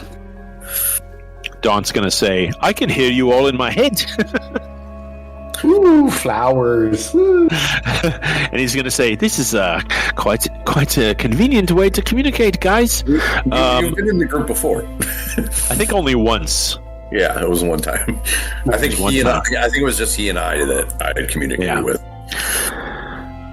Which again, and he's only hearing me. Yeah. He can't do it. Yeah, that's right. Yeah, that's right. I'm relaying. We need the Chancellor on board to be able to go to bat for us. So I think as much as is necessary to get to that point. I agree. All right. So Yuno's going to kind of say, well, I don't want to tell him because I don't want to tell him too little and act like and he thinks I'm hiding something, but we definitely shouldn't tell him too much. Maybe just like what the prince sent us here to do. Find out about that entity, and that's it. I think that's enough for starters. Yeah. Because, I mean, that is the crux of our mission, is try to figure out what this being is, this single eye is. Yes. Guys, we might want to give him an answer soon. We're just kind of standing here. Okay. You mean this doesn't exist? This conversation doesn't exist in some quantum space of like stopped time. Right. It's like Saved by the Bell was as we can. Zach's timeout. Yeah. All right. So I will start off our explanation with a question. I love conversations that starts this way. I ask you a question, you ask me a question. Interesting. Please go on. Have you in this area been experiencing any unusual fluctuations or ceasing to function of any of your magical constructions, incantations such as that? He's going to kind of furrow his brow a little. And like we have on the mainland. You see him, as you say that, his expression went from brief, casual confusion, almost like your question kind of, you might as well have been asking, has he sampled, the cuisine of Dead Marsh? It's just not something on his radar at all. Right. And but as soon as you say, like we have in the mainland, that's when his eyes just kind of like his eyebrows go up a little, not in pure shock, but it's even less of what he expected you to say. And he looks at one of his advisors and he looks at another one, and he just says, "Loss of magic ability on the mainland. Go on. Tell me of this interference." And I will begin to discuss the issue of the magical ley lines. Yeah, and Yuno's going to step in and say, rumors. You can tell he's trying to downplay the severity of some of the damage, just to kind of give a basic overview. Right. And that how there have been some direct assaults in inhabited areas near those ley lines. Huh. Causing significant disruption to the ebb and flow of magic in that area. Gravish will hear in his head Baranor asking about the breaches in realms. Okay, yeah. So now he asked a question for me to explain further. Now, my next question is, have you experienced any unusual dimensional portals similar to what my party has experienced on the mainland? And the Chancellor is going to give a very devilish grin, as if to say, and you're, by the way, all of you, I'm sure, are paying extra special close attention to his reactions.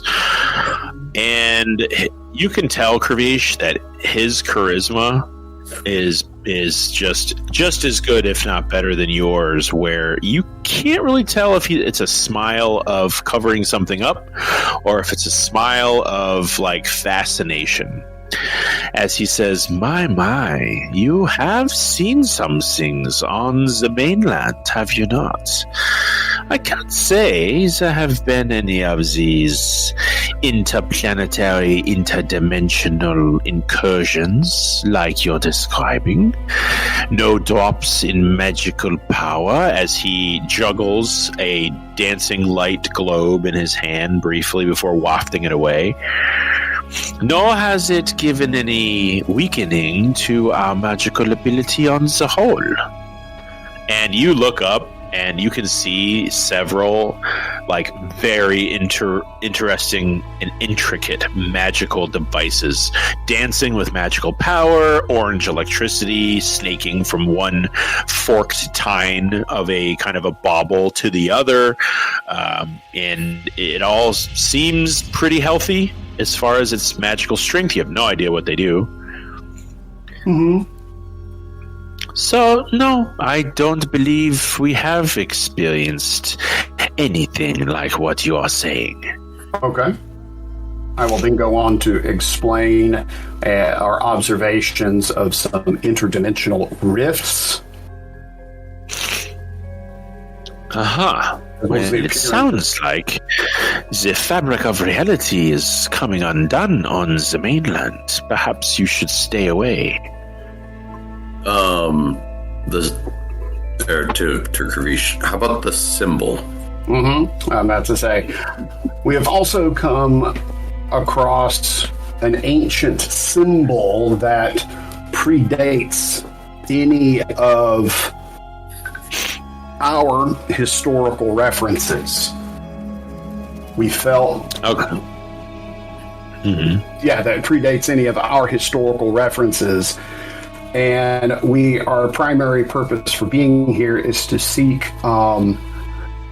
is to conduct some additional research and try to figure out what this symbol or the entity that this symbol represents is all about.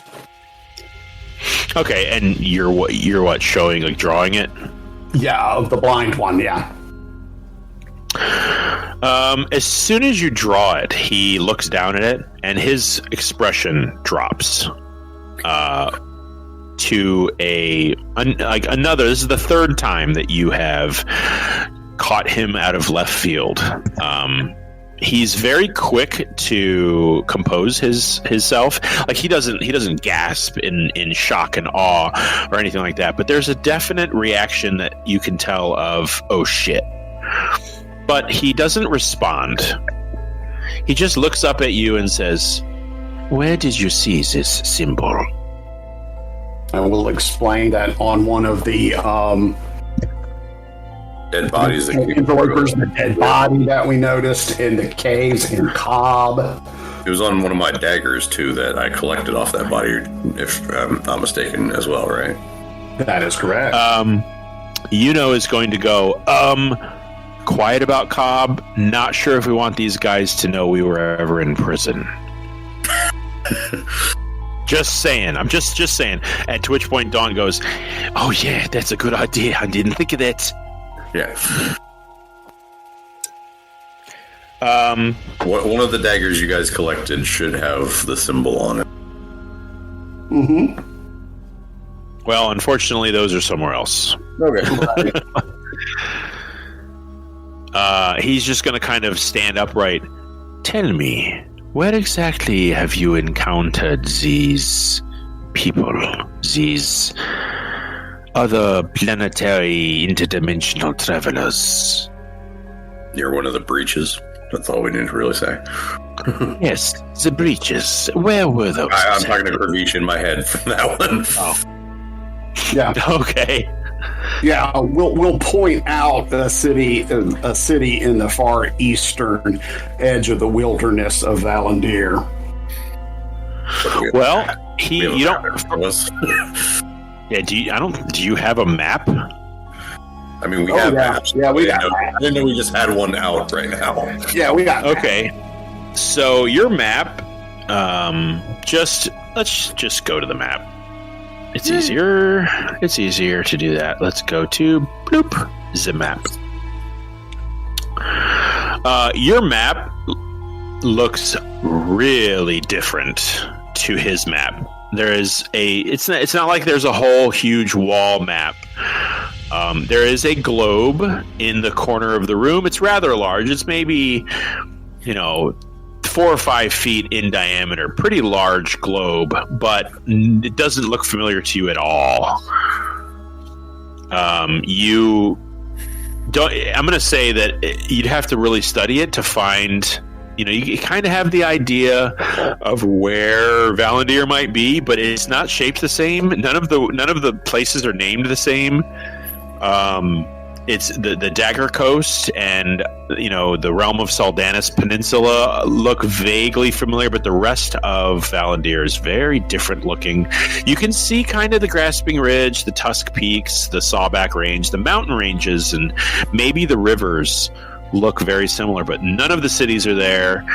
Nothing is named the same. There's a few names you see in Infernal, and it's not like you can read them and they mean anything to you. They're just infernal words. So why is there a map on a ball? Because the world is round, okay, Baranor? The world is round. You're going to have to get used to it. That's preposterous. And I will say that the little bit of Valandiir that you recognize, there are land masses below it connected by the southern dunes and the Broken Teeth Mountains. But there's a whole landmass underneath it that you've never seen before, as well as one that extends further east of that, and then to the east of the blighted shores, and in the Eurus Sea is this huge, bless you, this huge archipelago of big island chains, like an entire continent just made of islands. Imagine Indonesia. Oh yeah. Just a huge kind of swath of dotted land throughout the ocean. And none of you have ever seen your world depicted quite this way. But he sees you kind of looking at it and, vaguely pointing out similar places. And he just kind of puts his long pointy fingernail under his chin as he folds his arm, crosses his arms. So, you seem to be in a bit of a pickle. I wonder why Valandiir gets to experience such drama, such intrigue. Why you? Why us what? Well, I have not heard any reports from our contacts in the Izumi Islands, nor anyone from Mazira or Jorgentheim.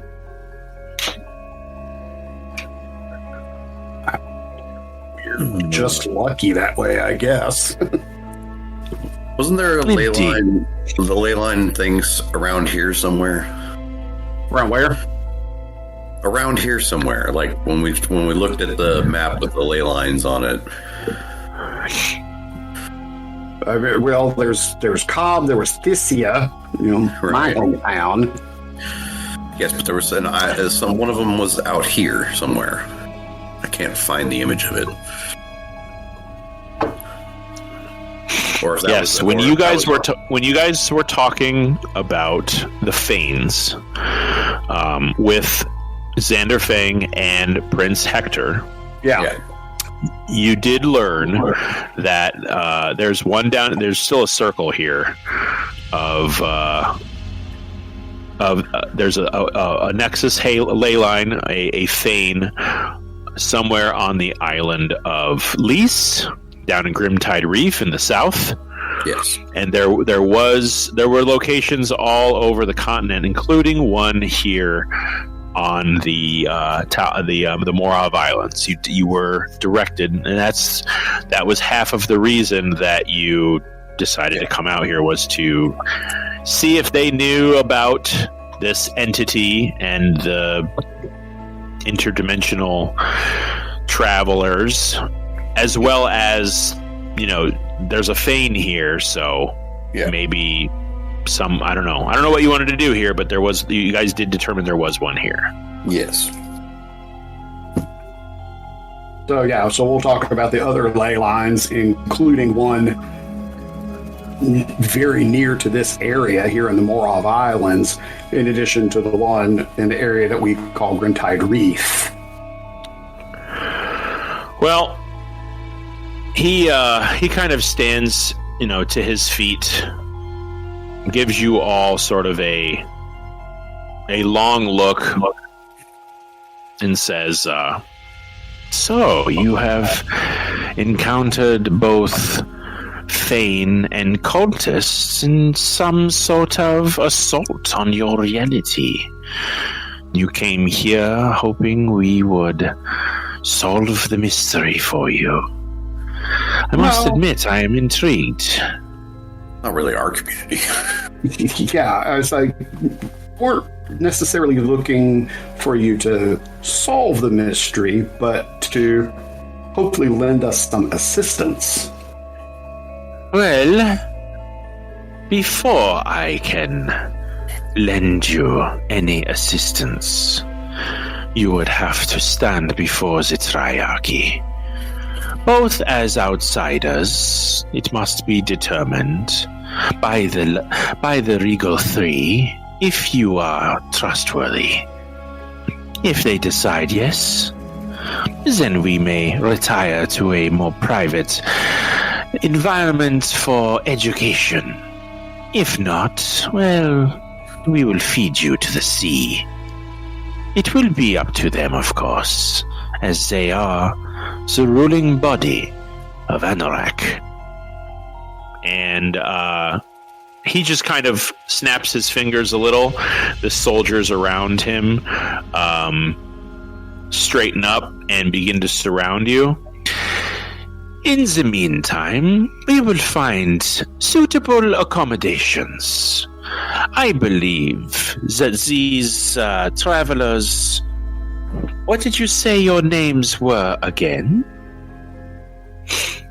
Collectively, our group is called the Crowned Collectors. And he just kind of raises his eyebrow a little at that.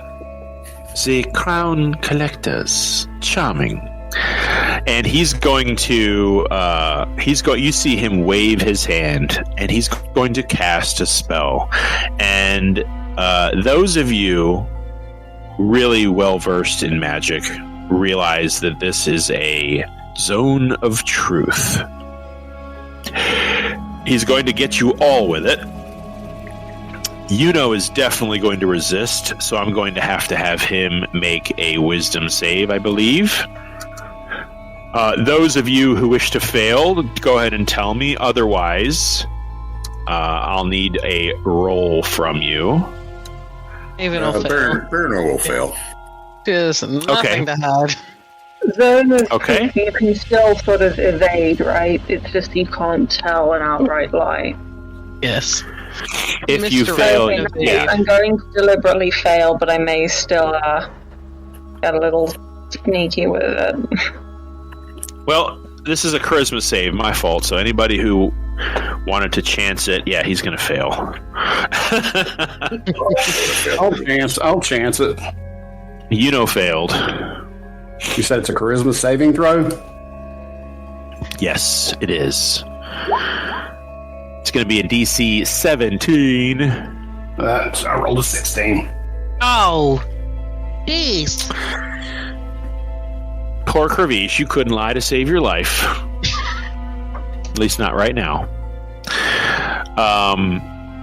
And as he does, I got to roll for Dawn. Dawn is not super cool with his own. Oh, he got a natural 19, and he's charismatic as fuck.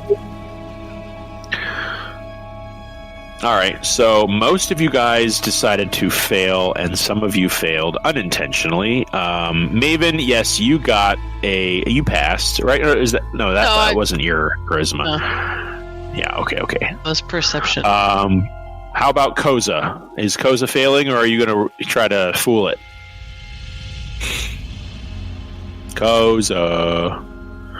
Sorry, I couldn't get my thing on mute. I'm gonna fail it. Okay. Fair enough. I guess I must ask you right out of the gate. Do you intend any harm upon those of us within this city? Whether you mean to rob us, or you mean to attack us, assassinate us, anything like that? In no way whatsoever. Nope. Yuno's gonna kind of look and be like, no, I guess not. I have no intentions. Dawn's gonna give us a gentle bow.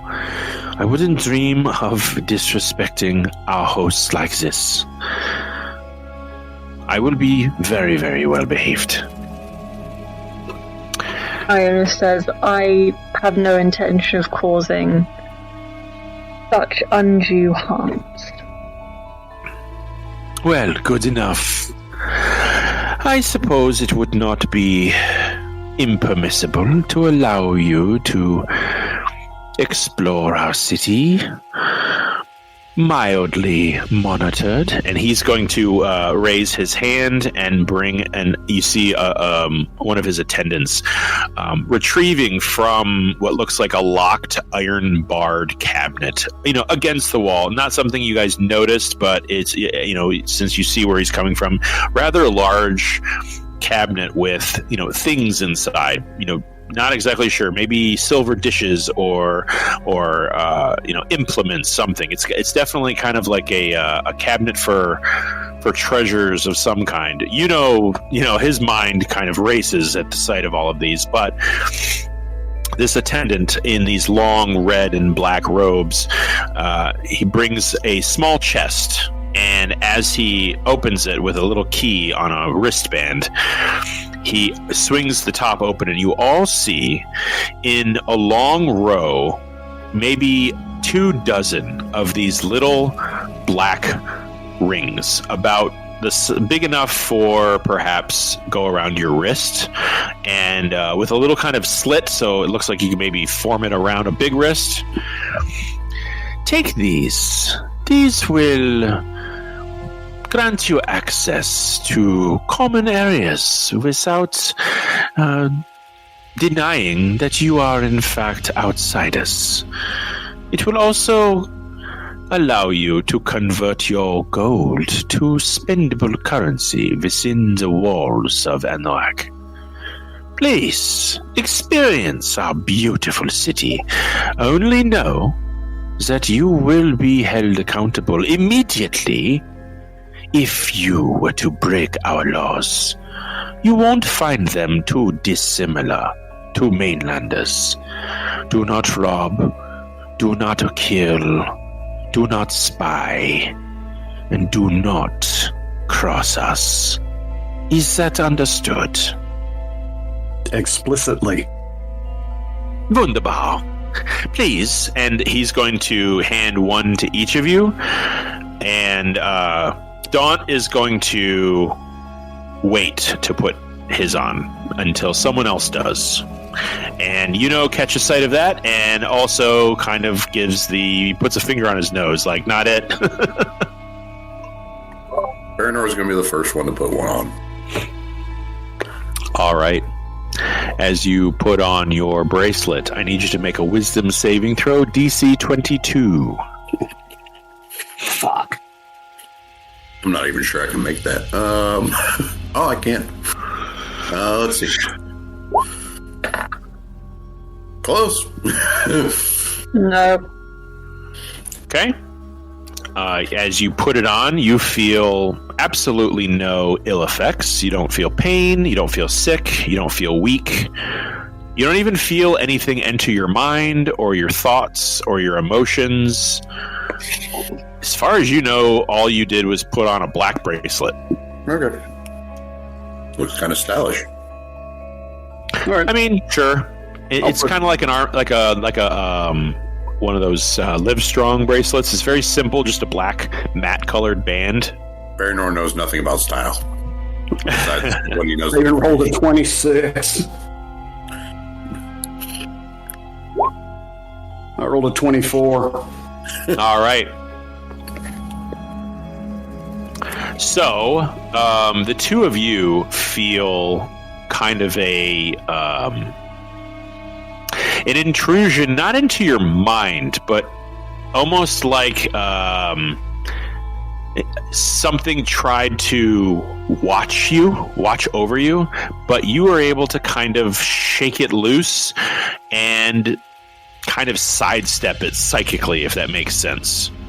You two get the feeling that you could do whatever the hell you want and nobody would know it. Your ankle monitor is turned off. Oh no! Oh, so the guy Well, who they're likes least sneaking up likely and to get breaking into into places has an shenanigans. ankle monitor? Oh boy. What did you say, Iona? I didn't hear any of that. I was just saying Baranol's failed it, so the guy who likes breaking into places has an ankle monitor. It's not like breaking into place. My job. I'm a burglar. You know. Iona's going to be watching the Chancellor to see if it's like very much his expectation that we put these on. Oh yeah, he's going to watch you put them on, and Okay, right. So it's very much you can put these on if you want, put them on type thing.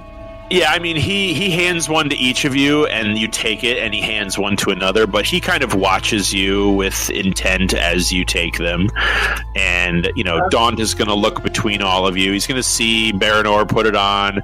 He's going to kind of Daunt's going to kind of psychically sidle up to you. Baranor will be like, "Are you still you?" Oh, I'm perfectly fine, thank you. I'm gonna put mine on. No, I am an automaton. Okay. No, I'm Put me. mine on. 22. All right. So those of you above with a 22 or above, you feel no real difference at all, other than you do feel that intrusion into your mind that it feels just too weak to penetrate. And, slipping this on gives you no adverse side effects. You don't feel anything else besides that. Oh. And Daunt finally slips it on, and you see his golden eyes kind of dim a little. It's not like he had glowing eyes, but his irises kind of turned to like a light brown. And you see him kind of look at Phoenix and just kind of look down and say, all right, this is ridiculous. And he's going to shift his skin color from red back to brown. Chancellor Phoenix just kind of looks at all of you. Very fashionable. You look simply wonderful. Well, word will be sent to you when it is time to meet with the Triarchy. It won't be today. The ruling body is very busy. So please, sample, taste of Anorak, and meet back here when the time comes, and we will see what we know. Until then, it was nice meeting you all. And he's going to give kind of put his hand on his heart, give kind of a shallow bow as he just kind of gestures for the door. You hear the door of this room open by the two guards on either side of the door, and the hallway is open before you. Will these bracelets allow us to communicate with your with the citizenry? He's just going to kind of look up and say, no, they do not have a translation feature, but I think it might be prudent for one of you to speak the language. Okay, well, thank you. Auf Wiedersehen. And he's going to kind of watch you with his guards watching you more. He's going to kind of give you like a half a glance of attention as he goes. He reopens the book that he was looking at.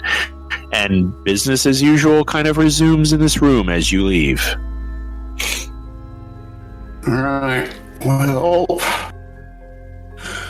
the cool thing is I also have access to comprehend languages. And that is a ritual spell. Uh-huh.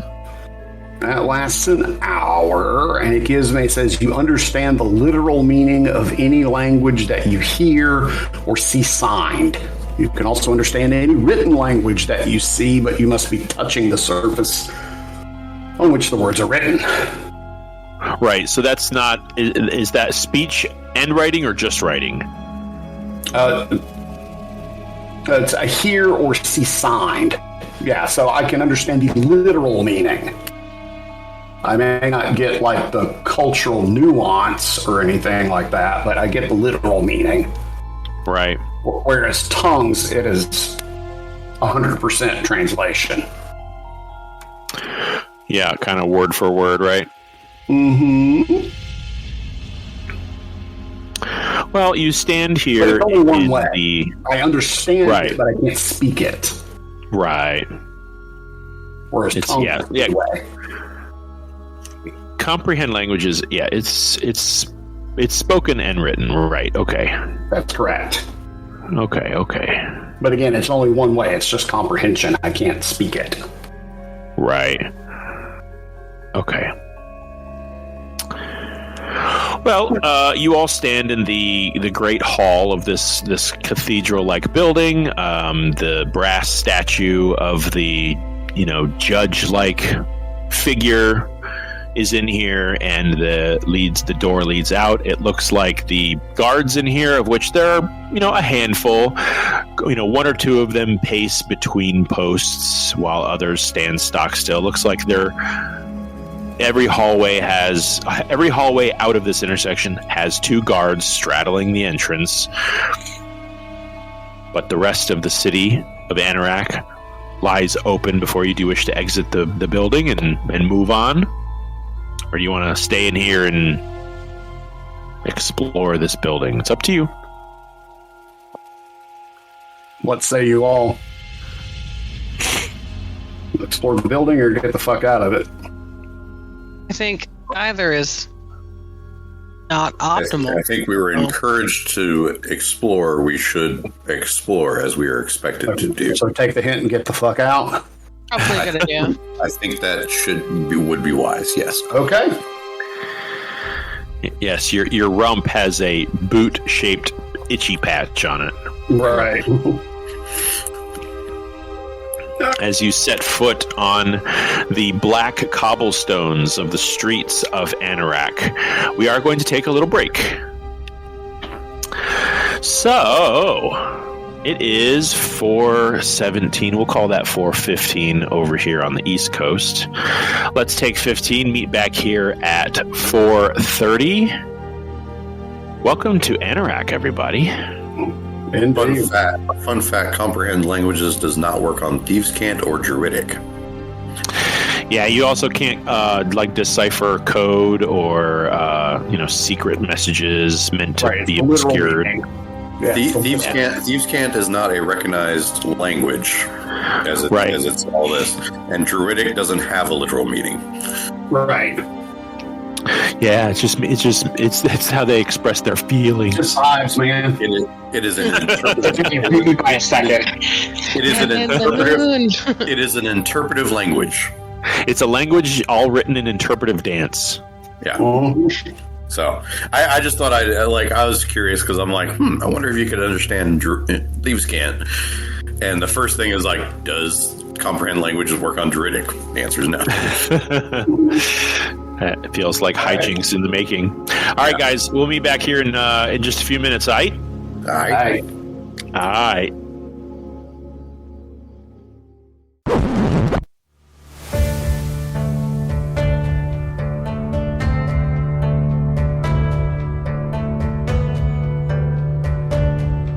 Hello.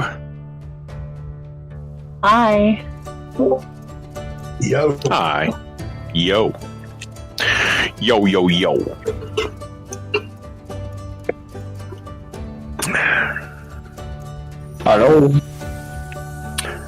Hello. Anybody missing? Looks like Bogey's muted, but probably there. He is in the bathroom. Well, Back as soon as possible. we'll get to him last then. As you all stand in the rather busy, I'd say there's a moderate amount of foot traffic here on this street, which opposite of this administrative building, you can see other they're not storefronts, so it doesn't seem like you guys are in a commerce portion of the city of Anorak. The buildings are all very, like I've said, very similar in architecture, kind of black stone with reinforcements of black iron, filigreed, claw-like towers climbing into the sky, things like that. The lanterns that sort of bisect the streets here are of sort of high hanging, sort of a basket torch of just kind of like a reddish orange glow. There's no real like flame braziers here. There's proper lamps of black wrought iron.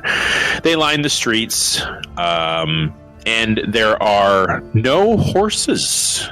Everyone who is mounted here travels by insect. carriages, black iron carriages that look like, spiked coffins are pulled by these, these teams of these strange, upright walking insects. You've actually never seen this type, which is funny because this is definitely not your first or even second big bug that you have encountered. Oh, calm down, Steph. It's not like they're scurrying all over the place like roaches. I'm just saying. I don't want to think about that. Thank you. But that is the scene. You are left to your own devices. It is past midday. It's sort of the early evening right now, somewhere in the neighborhood of maybe 2 or 3 o'clock. Late afternoon, early evening. The day is yours. You were informed. You probably wouldn't know anything today. And you would also imagine that those of you who put on your bracelets, I think everyone put them on, but you get the feeling that they're probably being watched somehow. What do the crown collectors do in this devilish city by themselves? Well, let's see. We can we'll try to find something to eat if anyone's willing to serve us. B, try to get some new clothes again if anyone's willing to serve us. Or C, I'm interested in hitting if there's a library or Institute of Learning.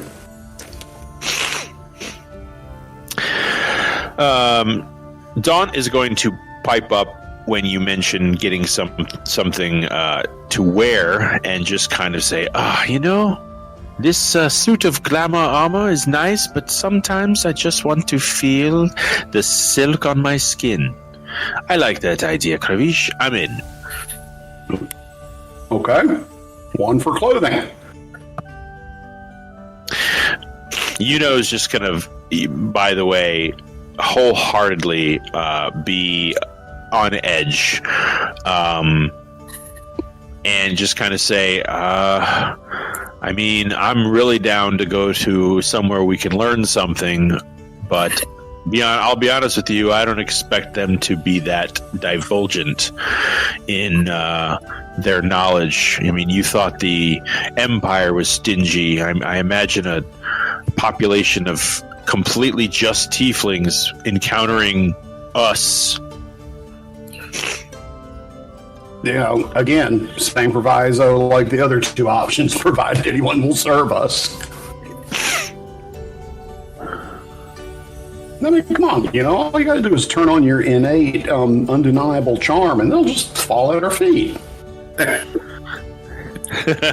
He's gonna turn to you, and his cloak is gonna plume just a little more smoke. In the shape of the bird.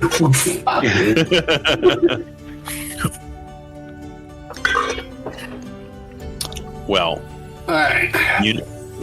Mm-hmm. All right. How about the rest of you two, Barry, Baranor, Maven? I just say let's wander. I don't know. Just see what I'm down to go anywhere, really. We don't know our way around. We don't know if we're going to be received in any which way. We've just been told to enjoy the city. I think that's what we should do. Okay, then. Is Yuno cyclically linked to you, Baranor? Yes, he is. Okay. Maven is the only one not. Yeah. Can we burn 10 minutes so that I can cast Comprehend Languages as a ritual? Yeah, that and wherever we're going, I'm staying with Pravish because he can understand people. All right. The last thing I want to do is be stuck in a city where I don't understand anybody. Mm-hmm. Yuno's going to approach the side of the closest stone building that you are, and he's going to say, I think I might have a way to map the city. It's going to take a little bit of time, but I've been working with this familiar of mine, this little slimy guy, and he can mimic really any material. And I think I can zip him up to the top of one of these big buildings, and he can sort of at least give us a layout. I think I can do that. What do you think? Should I try it? Is it going to violate the No terms shenanigans. of our agreement? He's going to be like, I'm pretty confident these things don't... he's like holding up his bracelet. He's like, I'm pretty sure these things aren't like actively watching us. It's certainly not keeping track of my thoughts. I know that for sure. I mean, it's just a bracelet. Why would it do such a thing? And he's going to kind of step to the wall. He's going to place his hand against, and he's going to kind of like go behind a pillar where he's not exactly in plain view, but he's just touching the stone with his hand, and he kind of looks at all of you and gives you a nod, like, "What do you think?"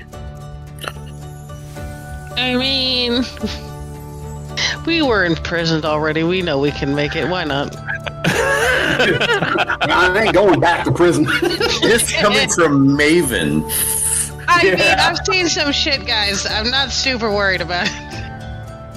Don's gonna kind of he's gonna walk up to the pillar, and he's gonna put his hand on it too, and he's gonna throw Maven a look like, "Good one, sister."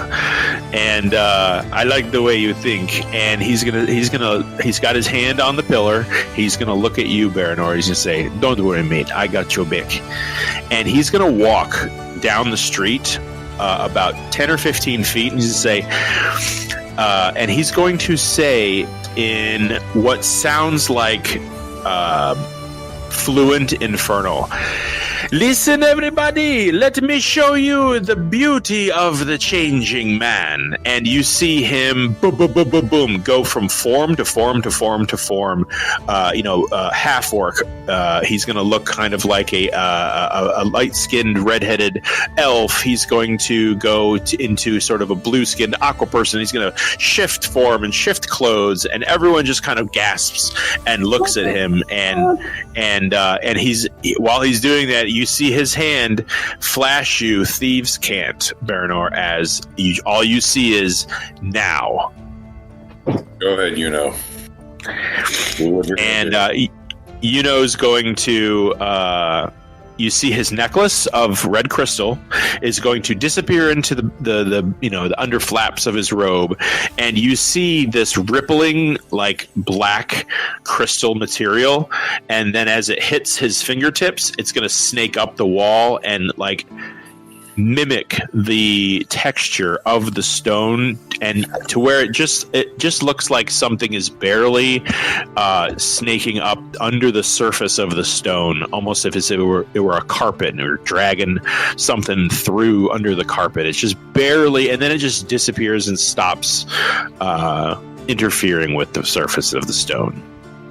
And just kind of pulls his hand away and says, he kind of gives like if his eyes could give a thumbs up, and he just kind of does that. He puts his hands, crosses his hands, and he starts to whistle and walks away.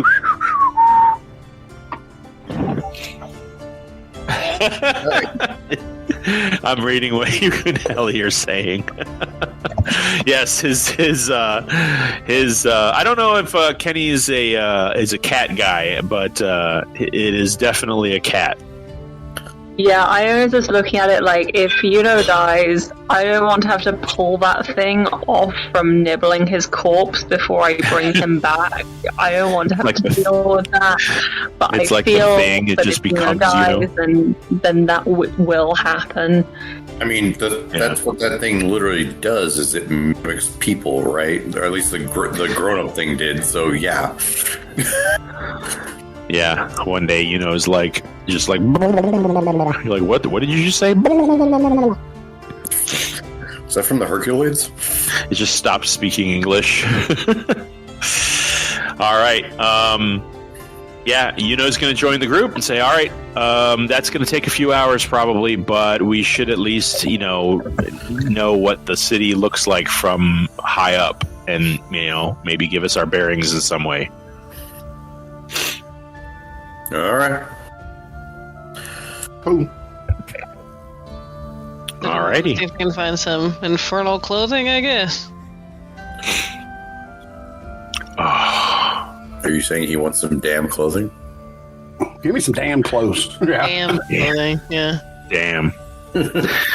Damn. All right. We're gonna go to the damned clothing shop. Damn the clothier.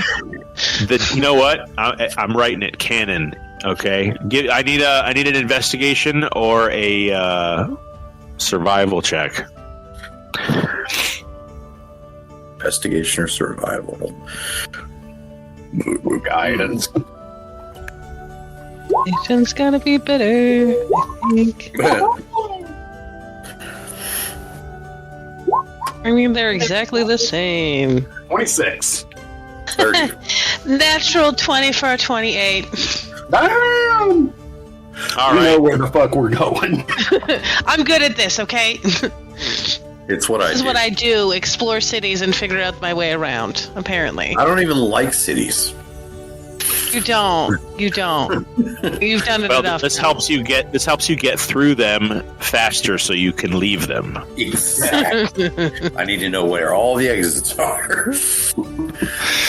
So I'll ask you guys this. This will determine how much you know of the city. How long do you want to kind of look around before you go into a clothing shop? Are you guys like instantly What just time like, of day let's is it? go find clothes? It's about, like I said, it's like 2:33. It's the late afternoon, early evening. Okay. Sorry, I think I was out of the room for that part. It's okay. Maybe Let's just hit the main drag and see what happens. yeah. hmm You know, the first clothing shop that really catches our eyes, we'll go around, we'll go on in. But So like I said, when you exited this the chancellor's office, which it was like a high spired cathedral in a district with similar buildings. There were no shops or clothing stores here. You had to move out of this part of the city. It looks like this was kind of a we're in the government district. Or the government and financial district. There were what looked like scribes and attendants and rich people and carriages carrying rich people through in and out of here. But they're, as similar as most of the architecture is in the city, which most of you find very interesting because even the white shining city of Dane, it had variant architecture. The slums were a certain way, and the nicer part of town was a certain way. This is all very similar in scope, and the buildings it's hard to find the poor section of town, the scummy section of town. You don't really find a scummy, at least not in the amount of time that you dedicate looking around here. But you do find commerce. You hear people yelling at the top of their lungs in infernal, and you hear them, people answering them and going through the iron lined crates of exotic looking fruits that most of you have never experienced yourselves, much less seen. And you do see some similar produce that there's lettuce, seems to be looks the same here. But yeah, there's like weird vegetables and fruits here, hanging animals. There's like reptilian creatures the size of like a dog that have been skinned and cooked and hanging, and all manner of like weird market fare. There are hanging silks. There is no like just bazaar, like an open market, but there's lots of these slotted kiosk stalls that kind of go into a deep, narrow, little market stall kind of a thing. So I'll say that you do find several raiment places. Some are, just kind of like a little, like I said, like a little stall. There is, however, if you burn me one more tongues, I'll allow you to find one of the nicer clothing establishments in the city. Okay. Knowing Kavish, it's worth it. I don't know. The way my stuff gets ripped to shreds, I'm going to have to wear like bargain basement type shit when traveling. So with tongues, and I'm going to say that, yeah, is going to also burn comprehend languages, and he is connected to Baranor. Yes. So he's going to find all of the signage and iconography. It's all in Infernal. And I don't believe tongues helps with written word, right? No, comprehend languages does. You have to touch the surface, but once you touch the surface, you can understand it. Okay, so at some point he's going to cast that. He's going to touch a sign on the side of a building, and I'll say that gives him, the alphabeticals of all of these languages here. They all seem to be this. It's Infernal, but it does have kind of a weird dialect too, and he's able to sort of sense that. So you find, all that to say, through your game of telephone that you have to play. You find a very nice place in if the bricks making up its building were glossy obsidian, rectangular bricks, and the grout was gold. There are archways with rough-hewn obsidian, like these craggling little claws escaping from the top of these windows. And the top of this building seems to disappear into darkness as it's getting darker out.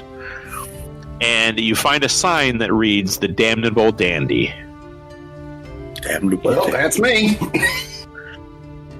Raven just laughs. And all you see is a sign underneath, where it says "The Damnable."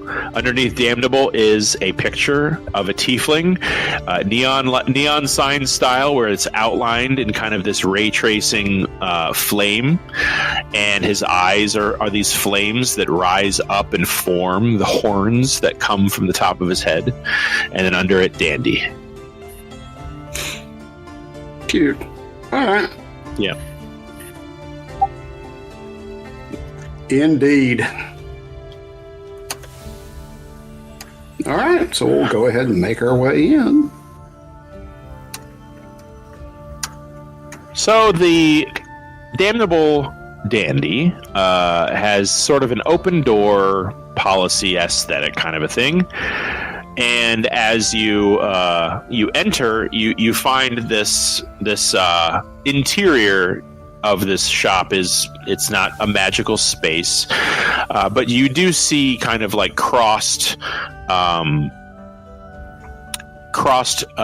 swaths of silk of many different colors, and he's got like mannequins, like rows of mannequins, and he bolts of fabric and racks of tunics and dresswear and huge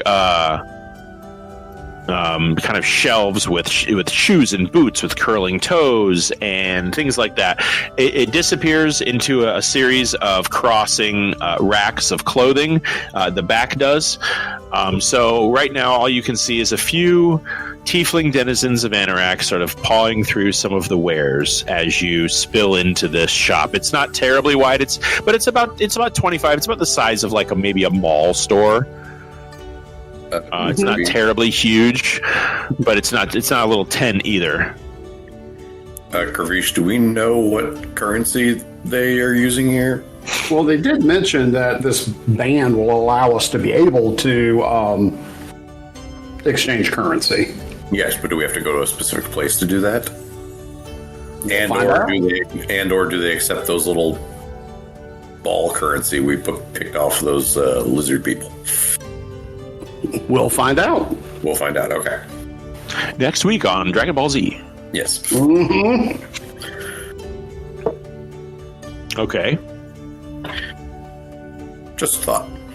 Okay. So Daunt is going to peel off. Yeah, Daunt's going to peel off and sort of like start eyeing the clothes. He's going to stay close to the group, but he's going to start kind of window shopping. Okay. Yeah, I'll start looking as well. All right. I mean, I'm approaching this whole thing with just like some barely contained excitement. I mean, to be somewhere that, God, nobody from our area has even thought to look. This is like so cool. Yeah. I'll say in your just walking the streets and talking to people, you do get the feeling. I'll say this: if I get a rolling history check from everybody in the party, we'll see how much you guys kind of got from passing conversation. Okay. Guidance.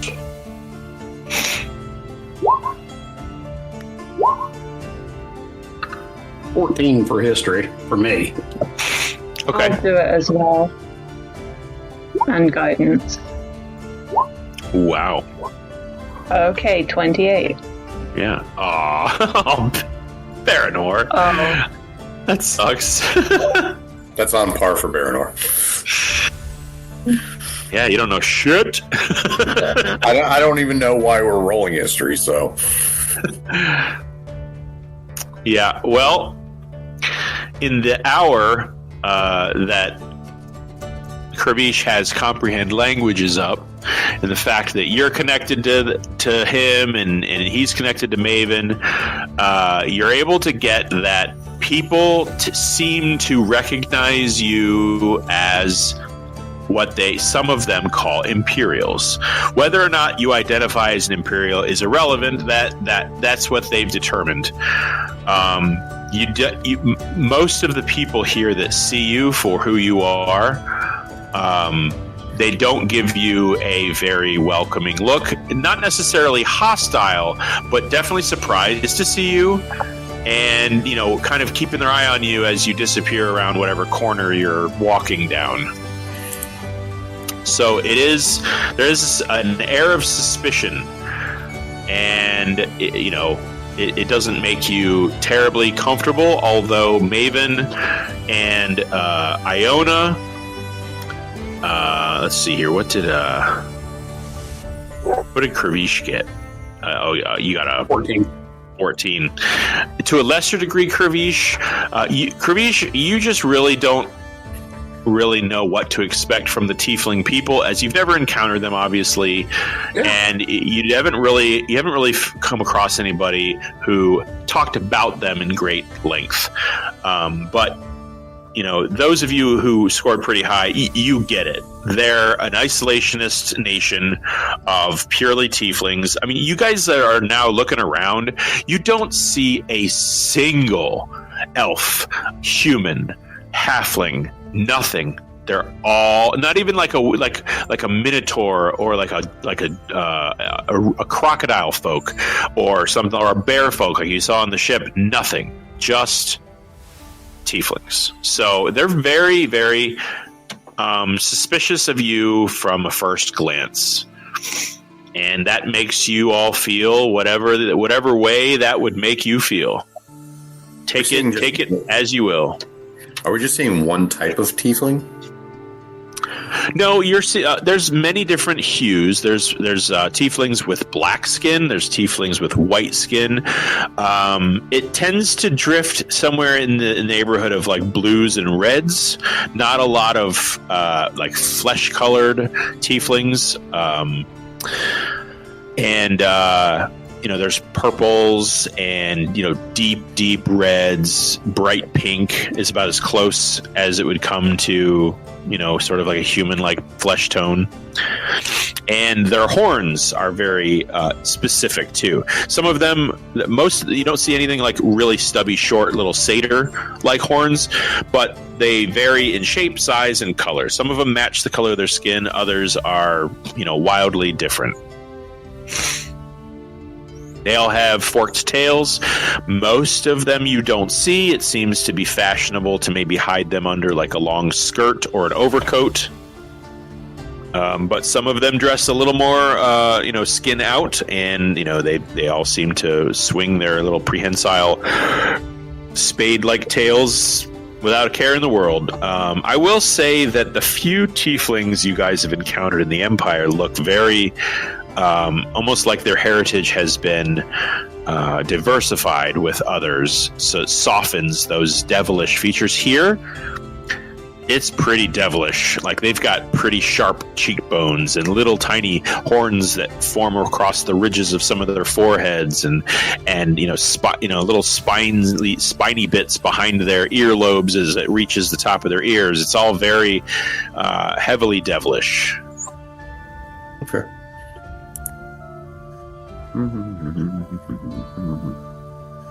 Okay. Okay. So,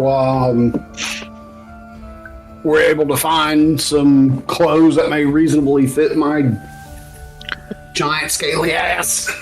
Yeah. You find some quite fitting clothing. I will say this. Nobody really approaches you to, show you fashion or anything like that. It seems kind of like everyone here is just sort of, first of all, the three people that were in here, as soon as you entered, they left. Mm-hmm. They kind of eyed all of you and then inched their way out and then departed. Gotcha. But it's not too long before you do sort of find racks with clothes. I mean, it really depends on what you're looking for. There is sort of a lack of, for lack of a better word, good aligned colors. Like, you don't see a lot of blues and powder colors, like powder pink and powder blue. You don't see a lot of those soft colors. Reds, it's a lot of red, purple, black, silver. No real earth tones. You don't see a lot of green or brown, but you do see, mostly, dark purple and things like that. No, not. No, they do not. They do not sell Karlak's shredded pajamas. Okay, well then this place holds nothing I want. No, I will say that as you look around, this place is classy. It's got real sort of noble type style. So it's going to definitely pull up a handsome looking robe. It's kind of a dark maroon, and it's going to have like a couple of webbed black sort of striations that snake up the chest and down the arms. It's just kind of a nice shirt. It's got one of those frilly white collars, and he's got the same frilly white silk at the wrists. And he's going to just sort of say, "Hey, screw it! I'll take this thing. This thing's nice." Yeah, I'll find something similarly, probably in like a silver and black kind of combination. Okay. And I'll get a couple of outfits, because goodness knows how long we're going to be here. I'll grab about, 2, maybe 3 at the most outfits and head up to wherever the attendant is to check out. Okay.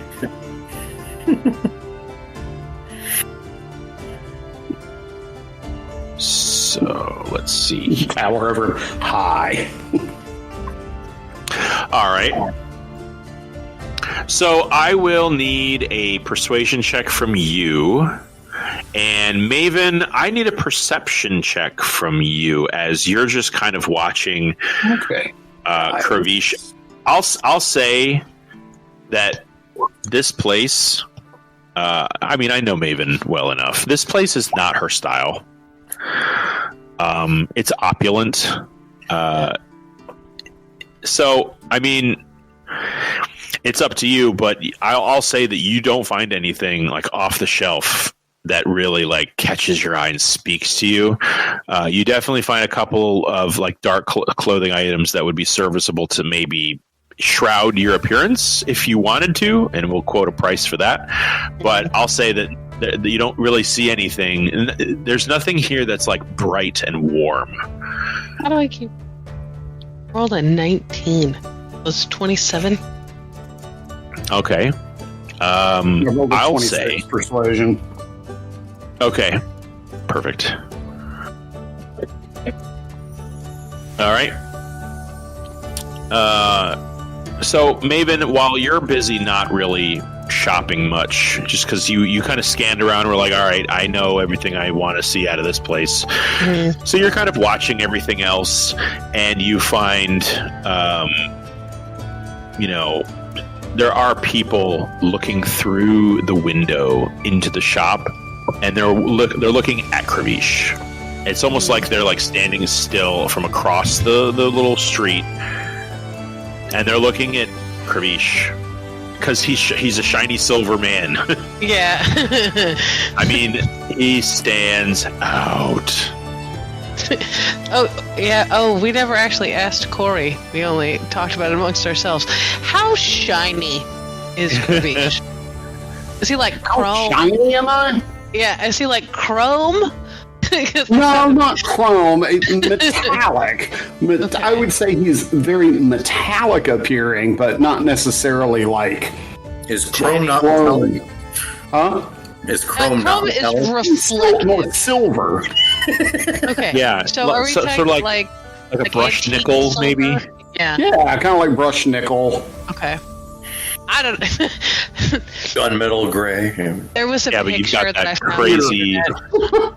You've got that crazy mithril armor now, so I guess it doesn't really matter how shiny your scales are. Mm-hmm. Just shiny. Yeah. I'll just look at him and be like, I know, right? I know. Crazy. I love it. You're gonna look at this guy? The guy that's just like staring at him. I'm like, I know, it's great. Okay, he's gonna clock that you see him, and he's gonna walk away. And I just kind of like absentmindedly just turn back, like, what? Don't worry about it. You're drawing a crowd with your beauty. Yeah. Obviously. At this turn point, back I'm used to it. try to wait for something to do that count. All right. Well, let's see. So Yuno is going to purchase this shirt. Daunt is going to ask Kravish, and he's not going to ask Yuno because Yuno is busy like paying for his shit. He's going to ask Kravish for advice. So all right. Daunt is going to take off his raiment, his cloak, or his armor, his glamour armor, which is honestly, it's just like as he unsnaps it, he's outwardly wearing this kind of dashing, swashbuckling vest, right? But as he unclips his little neck button, the whole thing shimmers and becomes what looks like a duster overcoat. And you're kind of like caught off guard a little, being like, this is not what it looked like this whole time. Oh, okay. So that's a thing. And don't you have the same outfit? Yeah, among my many, yeah, I have a duster somewhere. No, the shimmering thing. No, it's not glamored where it can assume an appearance. It's just, it's mithril, so I can just like put it underneath my clothes. No, I thought you had a glamored thing at one point. It was gleaming, but not. No, I've never had any glamored armor. I have it. Oh, you do? Okay. Yeah. Okay. I'm like, somebody had it. I just figured Kravish with the clothes had it. No, Iona has it, and as is traditional with most D&D characters at this level, it is stolen.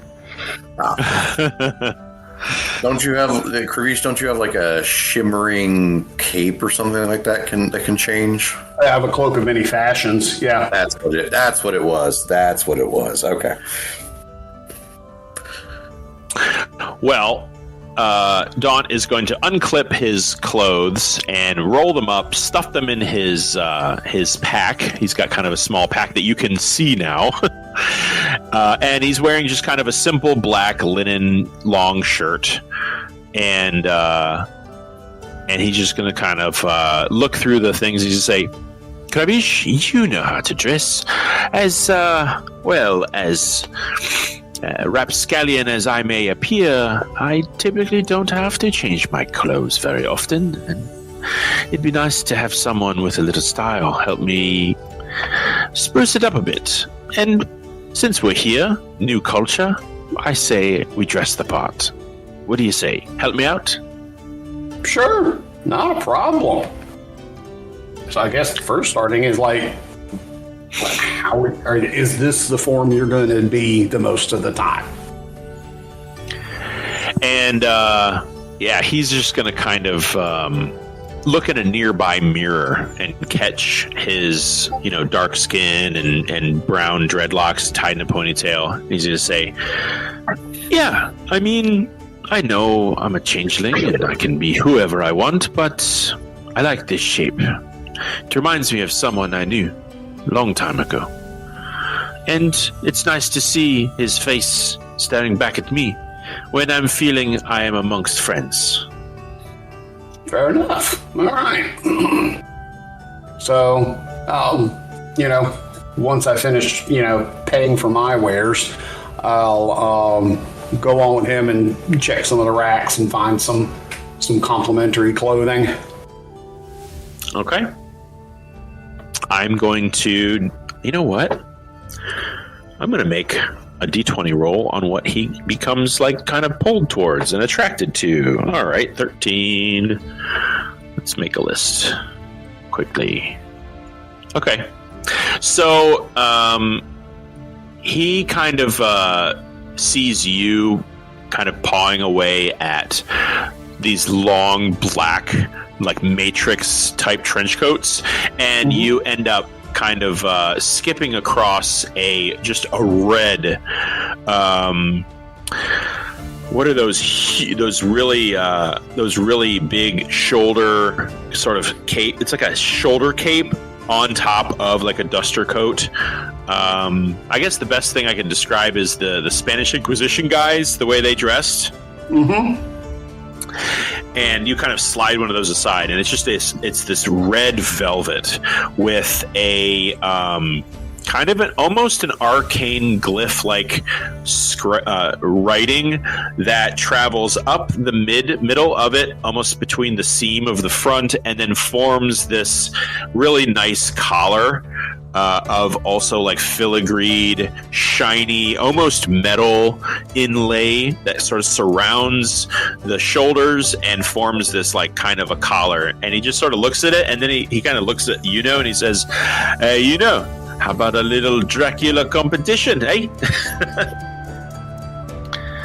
But it is a very handsome set of what looks like black leather. Kind of like a leather shirt, but it has sort of dark steel with red trim, hooked at the edges shoulder pauldrons, and sort of matching bracers that have kind of fingerless gloves, and it has sort of a wraparound material. And he kind of has this like black steel and red accents that sort of trail to almost like a Batman fin on the back of his elbow. And, he just kind of like puts it on. And he kind of gives it that leather, like squinchy sound as he kind of settles into it. And he goes, oh, now that is wonderful. Look at that. And yeah, you look at him, and all of you, you just kind of are taken back a little bit. It doesn't have any magical effects other than the natural charm of Daunt. But yeah, he kind of like hooks his side cape onto the top of his collar, and yeah, he just upgraded his noble looking status by a factor of 10.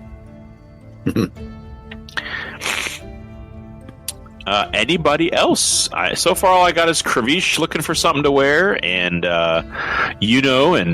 and now Daunt. Does anybody else wish to change your outfit? We don't have to make this into a whole tailor episode, but no. But Baranor will have a slight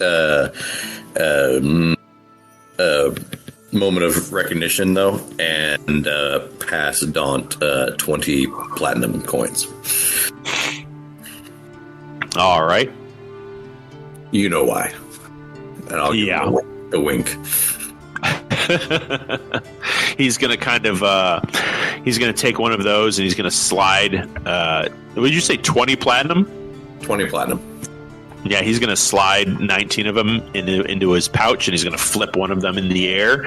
And something interesting happens as he catches it. He opens his hand once again, and you notice, as is anybody nearby, like Kravish, it's not a platinum piece in his hand anymore. It's a black coin. And he just kind of looks at it, and he looks at you, Baranor, and he just kind of gives you a look like, these special coins? Like what? He just kind of gives you this weird, confused look. That must be what it meant about being able to hold the appropriate currency. Yeah, and yeah, so he just kind of holds this coin in his hand, and he kind of flips it again and catches it, and it's still that black coin. And he just kind of looks at it, and he's like, It was a platinum coin just a second, like earlier. yeah. And you're onto something, Kravish. Like it automatically translates our currency. Must be. Hopefully, it does it back. Well, don't be too generous. If those don't change back, I'll give you 20 more later. Well, I'll say that you saw him drop those 19 into his pouch, and they looked like a silvery, shiny platinum coin as they hit. But for some reason, when you're not exactly sure, but once he started messing around with it, with just the one coin, it happened to change. Interesting. All right, Iona. How about you? How about Koza? Is anybody else changing how you look at all? I mean, I think I will probably, when it gets to going up in front of the trucks, the triarchy, I will probably change the appearance of my glamour armor, but not until then. So okay. I'll throw something out when we get to it. I do have something to throw out when we get to it. Okay. All right. You sent me a picture. Of course boy. I did. You know me. I thought you didn't want to wear any of this crap. Okay. All right. So Maven is suddenly... I'll say this. Kravish, while you're kind of tending to Daunt, you notice Maven sort of slipped away. Okay. Actually, do you know what? Is basically everyone getting outfits? In that case, Iona might realize that she can get herself outfits instead of just, glamour armor over and over again, yeah? Okay. Yeah, Daunt is going to kind of sidle up to you and say, "That's the spirit, girl. Sometimes it's nice to just change how we look instead of change how we look." Okay, yeah. In that case, I have something specific in mind. Joe, would you like me to DM it you? Sure, that's what everyone else is doing. I swear these are not going into a folder that I'm going to dump on the session content one day. Well, I would have believed you until you said it out loud. Yeah. Okay. Let's see. I have drawn Iona in outfits you don't even get to see yet. They will drop when they drop.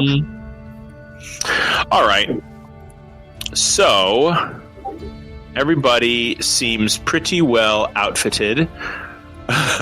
Yeah. She just becomes... she becomes her. Okay, I mean, you take her outfit whenever you knock her out, or I do. It's not my best move because she gets stripped completely naked because I take everything off her because I want all of it. Those are her jammies, right? Yeah, no, that's her camp clothes.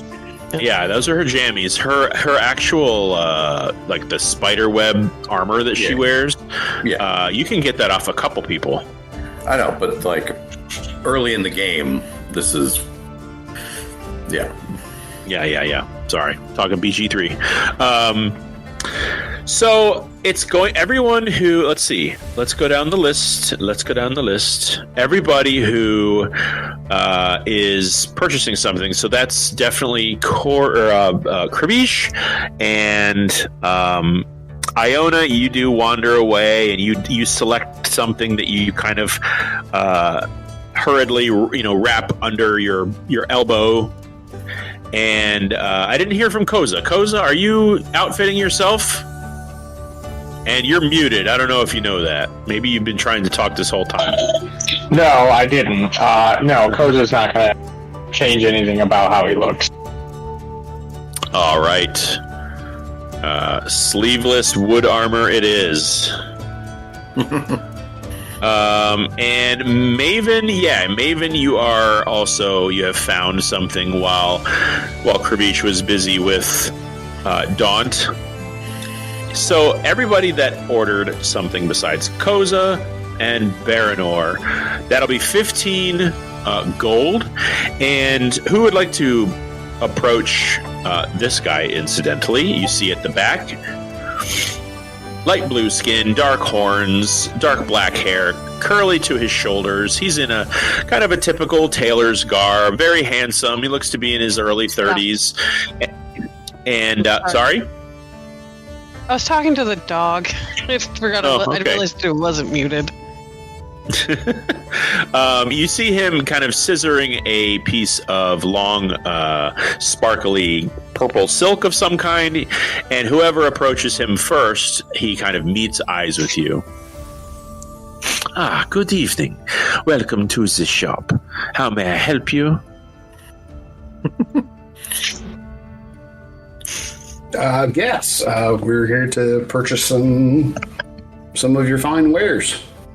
So Yuno can understand him, but Krivish can speak the language. Is that what I'm understanding? That is correct. Jesus Christ! And I'm acting as telephone between the superhighway. You're the switchboard operator. Yep. All right. This is gonna be fun. Yeah, Yuno's just constantly like touching signs all throughout the shop. Like, these are the large robes. These are the medium. Socks this way. He's a very tactile shopper. You must excuse him. He's very finicky about his materials. Well, he's comprehending the language, so he should be able to just look at it now, right? Yeah, but he licks rocks too, so.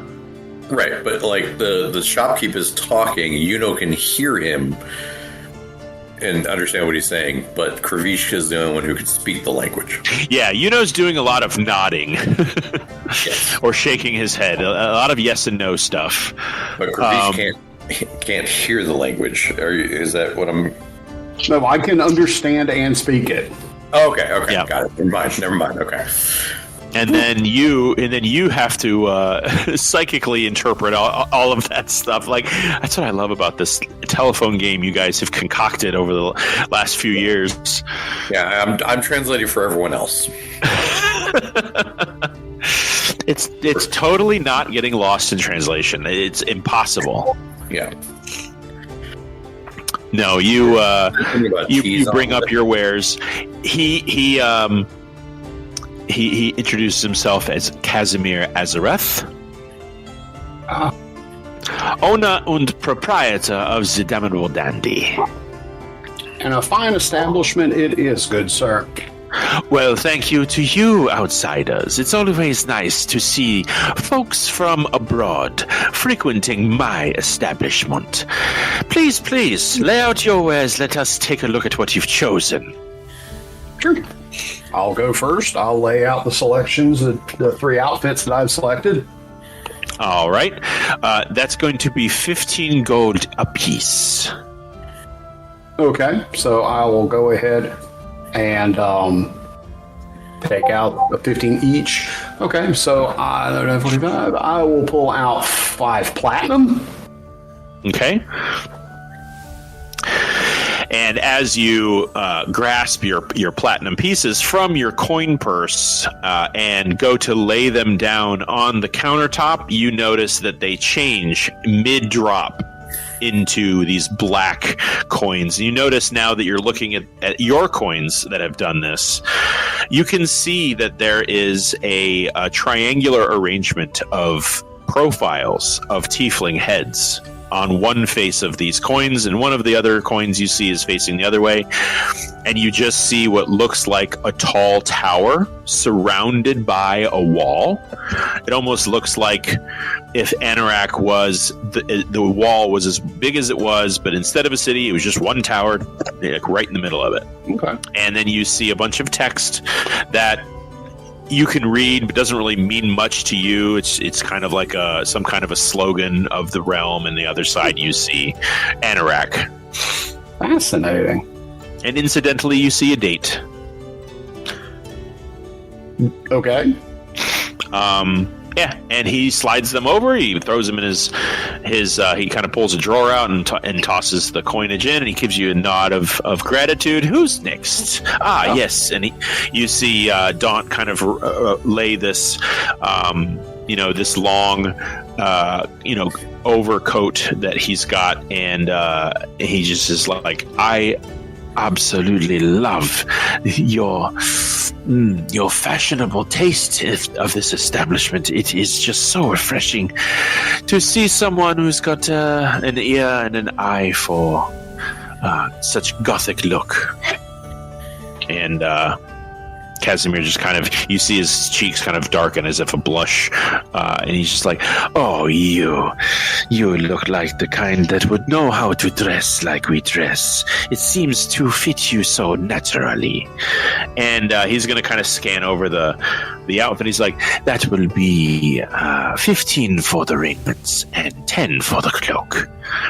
So he kind of also pulls out what looks like 20 gold, and he's got 10. He's got a handful of silver, and he just kind of looks at all of you like, let's see what this does. And as he goes to pour it, they tumble out of his hand and change from gold to like a rosy gold color, and the silver turns into kind of almost a obsidian coin, and they kind of tumble onto the counter, and he counts them out, and it kind of gives him a nod, and that's kind of how this whole interaction sort of ends. Iona, your dress that you place on the counter, he sort of unfurls it and gives it a quick look over, and then folds it back and ties it with a black silk string, and charges you a 15 gold.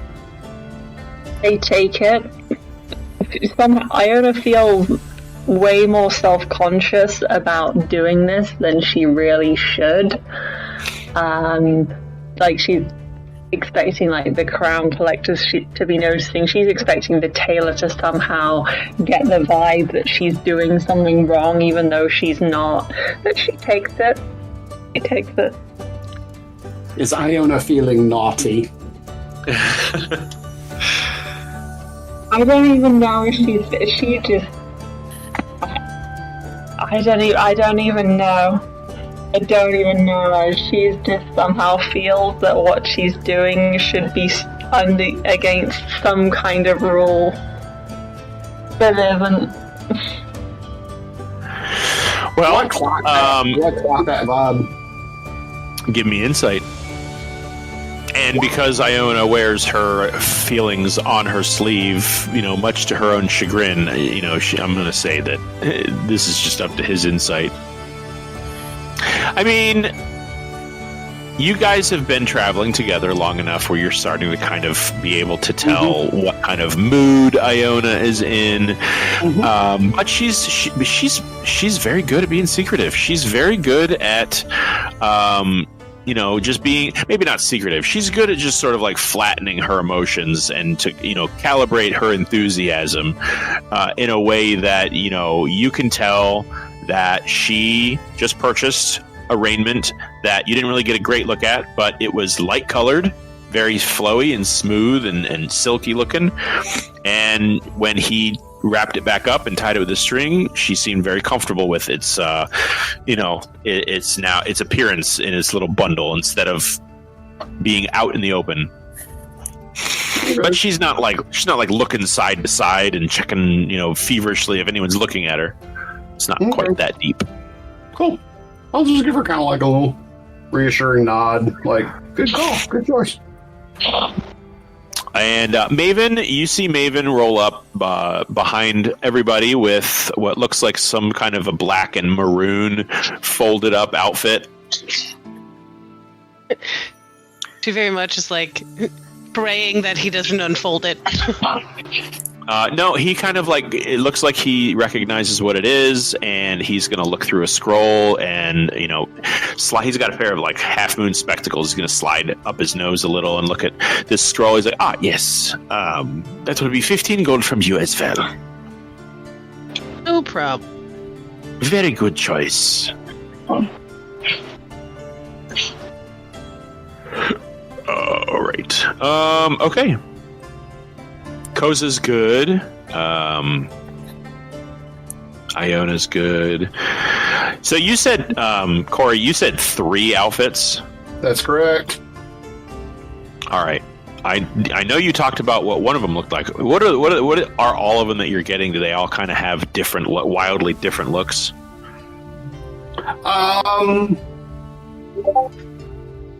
I'm trying to debate that. I don't want to look like I'm trying too hard to fit in, if that makes any sense. Okay. So, environmentally accurate, but not center of attention. That's correct. All right. Okay, some varying colors. Like I said, I got the silver. I also found a nice dark purple with some black trim. Yeah, unfortunately, there's not a lot of flare. There's no bright orange or teal colors or greens that look like jungle leaves. It'd be nice, but that's just not how it is over here. Yeah, and I work with it. Yeah, it's not too long before you all receive your, you pay out, you receive your change, and you're either wearing them, which you watch Daunt. He's going to do something kind of neat. He's going to step to the side before you guys leave the shop, and in his he has since folded up and put away his glamour armor. You watch him kind of, his eyes glow green as he closes his eyes, and you kind of see that green glow, and he's gonna jump into the air briefly and misty step into his clothing. And he just kind of stands up and fills his outfit that he's just purchased, and he just kind of looks down and brushes the misty off of his vestments, and he just says, "All right, how do I look?" Spiffy. You look great, man. Well, thanks, Kravish. I had a good teacher.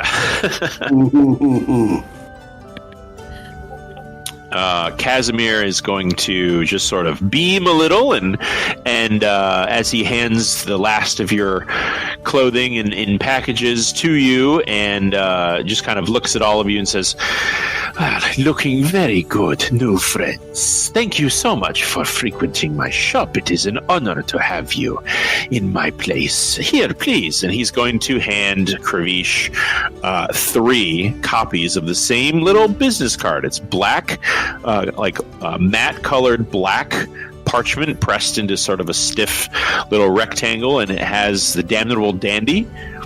And underneath it says Casimir Azarath, owner, proprietor. And it has the little address, at the very, very bottom. So if 3 of you want to possess this little card, you can. All right. Thank you very much, Casimir. Thank you very much yourself, and have a pleasant rest of your evening. Do come back and bring more friends with you. All right. So we'll head out and... All right, I guess I'm getting kind of hungry. How about you guys? Yeah. Yuno's like, yep, food, definitely food. We'll go ahead and... Do we want a sit-down place, or we just want to grab some street fare? Daunt is going to lean heavily into this noble look that he has. And Daunt's going to say, how about dinner and a show? What do you say to that? I don't think we've ever done that as a party before. Yeah, we can roll with that. I'm just saying, what if we took in some roughage and watched what these people do to unwind? They've got to have a theater or some kind of a performing arts center here. What if we found something we could watch while we ate? Sure, we can look around and see. Anybody else okay with that? I'm good with that. I'm good. All right. Well, let's see. How was everybody's... You were looking for this place. Pretty good. Yeah. Karish, you got an investigation of 22. Baranor, you got a survival of 30. I'll have, since Daunt's interested, I'll have him roll. Oh, he got very good. Natural 17. 4 out of dirty 20. Yeah, I'm going to say it takes you not too long as you kind of stay within the market district. You snake along a bank of... yeah. Oh, no, we're not going to watch Dante's Inferno. That would be both depressing and terrifying. But... you do find sort of a performing arts center, as I said. There is a college here, you learn, that teaches the performing arts, and you find that they do have a stake in a eatery. And that it is kind of a sit-down dinner that's, they don't seat... How many of you are there? 7? They don't seat 7, so you'll have to, push a couple tables together. But it will be 10 gold per head. Got which it. some of you would consider to be a bit pricey, but... Yeah, tourist price. You do find a performance of something called the Velvet Pact. And it shows at roughly 8 o'clock at night. That's when the curtain falls. All right, cool. So, you've got a couple of hours to kill before this performance is meant to start. I'm going to have go ahead and step in and mention something of, we should secure lodging. Doesn't seem like they told us somewhere we have to stay. But yeah, why not get us a room? I assume since we can use the mansion, we only need 1, right? Yeah. Okay. What do you think of that? Yeah. All right, cool. Yeah, we'll just get 1 room. Alrighty. it's going to take you to walk across this district to find lodgings. So the question, I guess, is, do you want something a little more affordable, but possibly a little more sketchy, or do you want something a little more, ritzy but perhaps safer? It's up to you. Depends on how much you spend. I'm okay with a happy medium because we're not going to be enjoying much of the amenities of the room anyway. Yeah, I'd go for like the moment it stops looking sketchy and no fancier than that. Like a La Quinta, not like a Motel 6, but not like the Ritz-Carlton. Yeah, we're looking for a nice Hampton Inn. A nice Hampton Inn, a good Holiday Inn Express. Yeah. Holiday Inn Express. Will it give us a bonus on any intelligence checks? At least I'm not a rocket scientist. I didn't stay to Holiday Inn Express. All right. Well, you're searching for a happy medium. Good way to put it. You do find an inn. It's still nice. It's going to be 15 gold for a room. It's nice, but you are passing like palaces or kinds of hotels.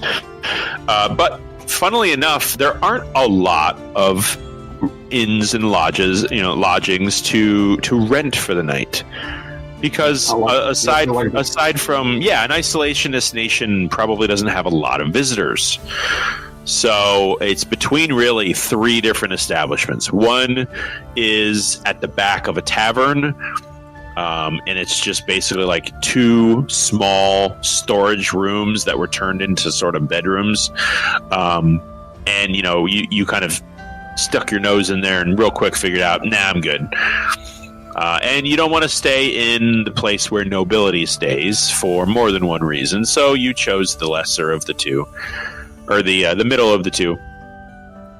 And this place is simply called the Obsidian Quarry.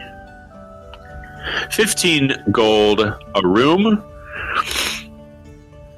And again, funnily enough, it's kind of neat. Every time you do it, you drop 15 gold on the counter, and they morph into this rose gold coin, which the innkeep slides into their little drawer. They hand you what looks like a brass key with a kind of a green tassel on it. At some point during all of our coin exchanges, I'm trying to inquire as to the various symbols on the coins. Like, I'm assuming, like on the platinum when it converted, I'm assuming this represents the triarchy.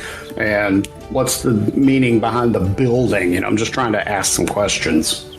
Okay, that's a really good idea. So I'll just take a persuasion check from you as you sort of, in casual conversation throughout your day, just kind of figure out who's on this coinage. And you do kind of experiment. You take a copper out, and as you flip the copper, it stays copper, but it changes as well. That's a lot more simpler. The copper piece, all it has is the silhouette of a tiefling's head with the not in profile but in portrait with kind of sweeping horns on top. It looks more worn. Copper's pretty soft, so you lose detail quick. So the copper is okay. Yeah, I saw. The copper coin really doesn't really mean anything other than it's just the symbol of the tiefling people. The silver shows what looks like a ship that has been broken in half. And the other side is the symbol of the triarchy, which is these three vertical lines that sort of curl into each other with a multi-pointed upturned crescent shape underneath it. And the ship is kind of it's an old fable of a distant traveler who came to the shores of the Morov Islands it's just sort of like a fable they all know. And the gold has a image of one of their holy relics, which is, it just kind of looks like a sword with several spikes sticking out of the side of it. And like you said, the platinum has an image of the triarchy. The significance of the tower with the wall around it is that's how Anorak first started. The people who came here, and the people aren't real eager to like get super deep in the lore. But the people who came here found the tower and built Anorak around it. You do learn, I'll give you this, that 24 is good. You do learn the names of the triarchy members. Let's see here. Okay. I'll post this in the chat if you want. Because these are spelled all kinds of weird. That's fine. It is two males and a male, a female, and the kind of the lead tiefling is very androgynous. But the first, his name is Valthrasian Auric Voss.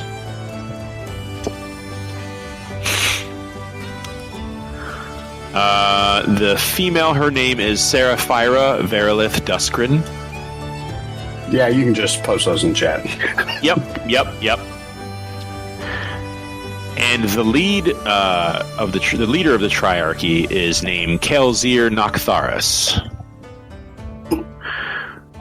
You don't really learn too much about like who they are. All you know is Valthrasian. He's got red skin, and he is he's the Iron Fist of the triarchy. Saphira has purple skin, and she actually, instead of 2 horns, she has 4 smaller ones. She is the oldest, and she is the decadent and the seductive of the 3. And the oldest, or not the oldest, the one with the most influence and power and the strongest voice. He is a black-skinned tiefling with large white horns. He's got blue hair, a blue goatee, and Kalzir is he's the one who is the best at preserving order. When the other two of the triarchy are feuding, he's able to sort of keep everything in order, which is why he's known as kind of the one who's in charge, even though they rule together. You also learn that they are all mates. It's a throuple. A throuple. Yep. And they have ruled together for the past, I think the closest you got to really a number is the last 70 years they have ruled together. Long live tieflings. Cool.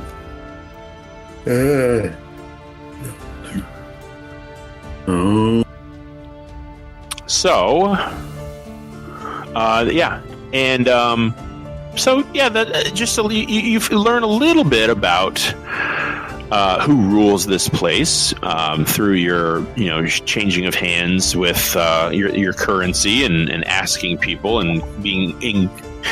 It takes you some time. It takes you right up until it's showtime to really get all that, because most people are not real conversational with you.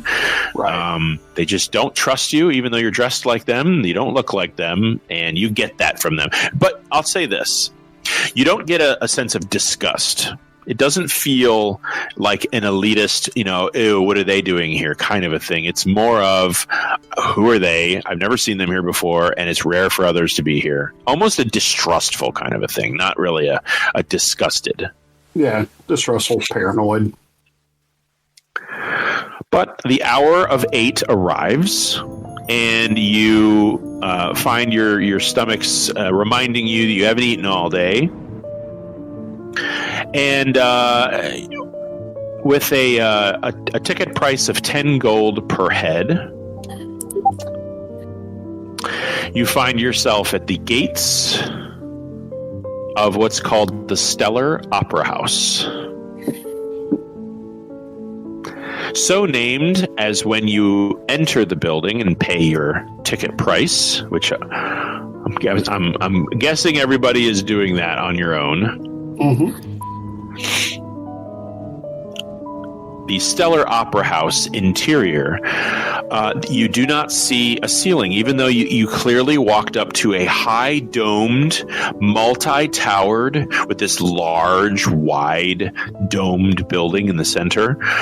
It had a roof. It had a domed roof. But as you enter in, you look up, you see there is no ceiling at all. It is the open night sky. And you look around, you don't see any of the buildings of the city around this space. Highly involved illusion. But it's nice. It doesn't just have the look of being under the stars. It has that feeling of vast emptiness above you. And you see people pouring in. You kind of draw a small crowd around you as you find a couple of empty seats that you can grab 2 tables and shove them together, which they do.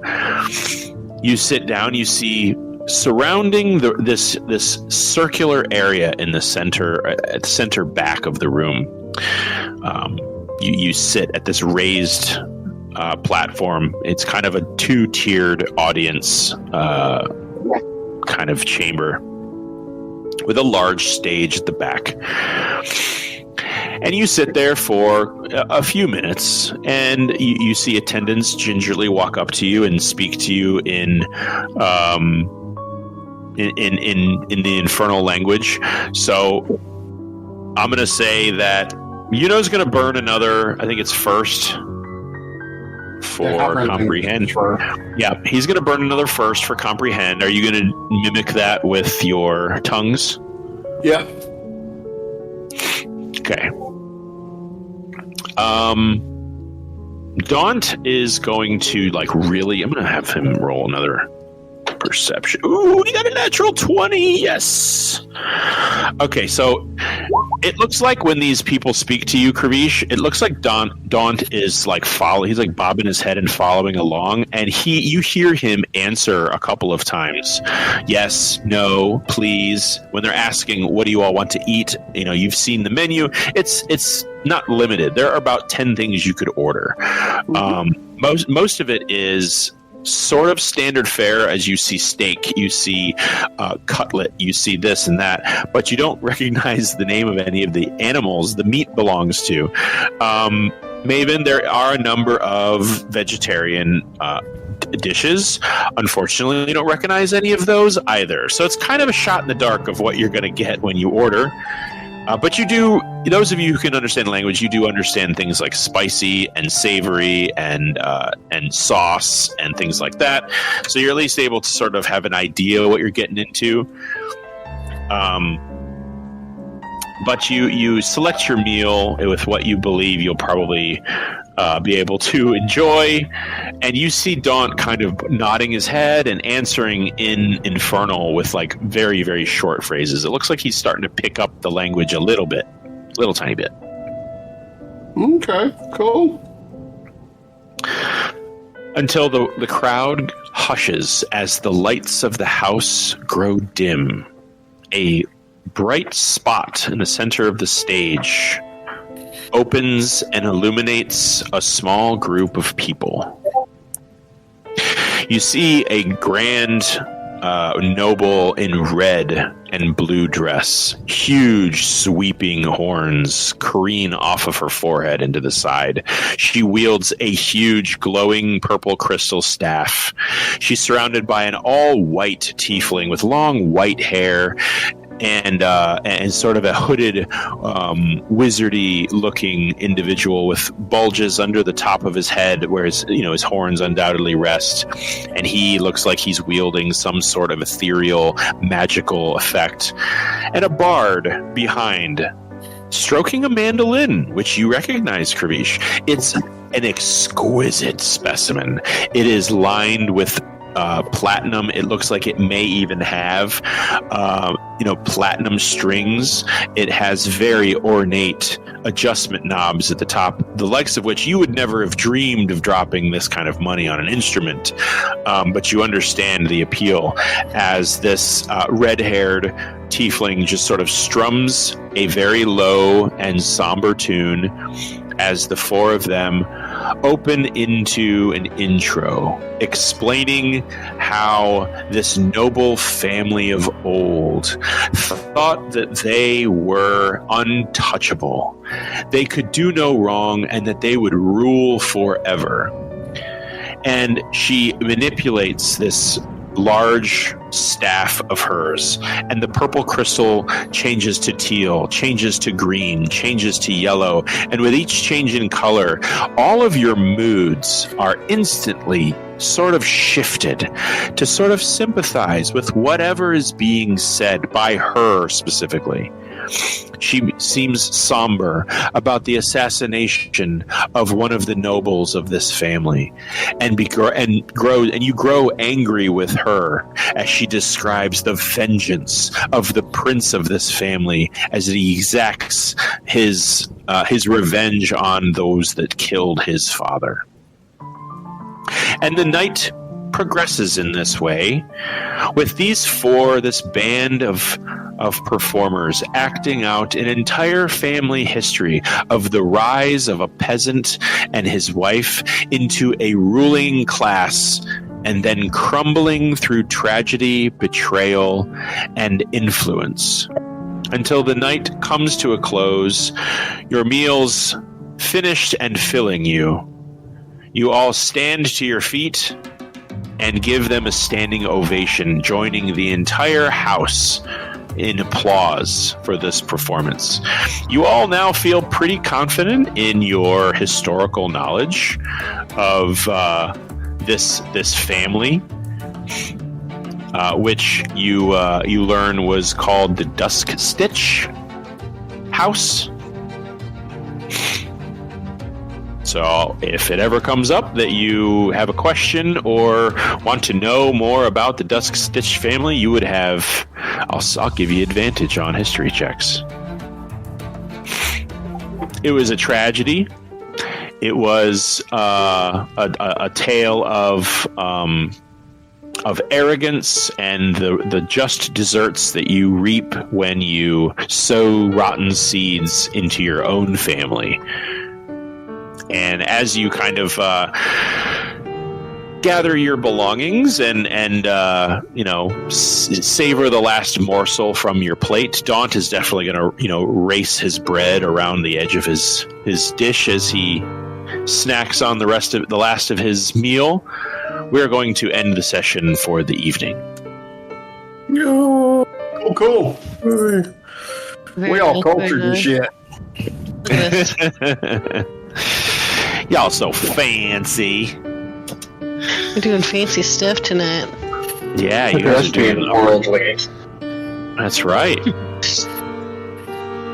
Yeah. That was fun. I did not have many of those images until just today. And I'm glad we got to all of them. They're so freaking cool.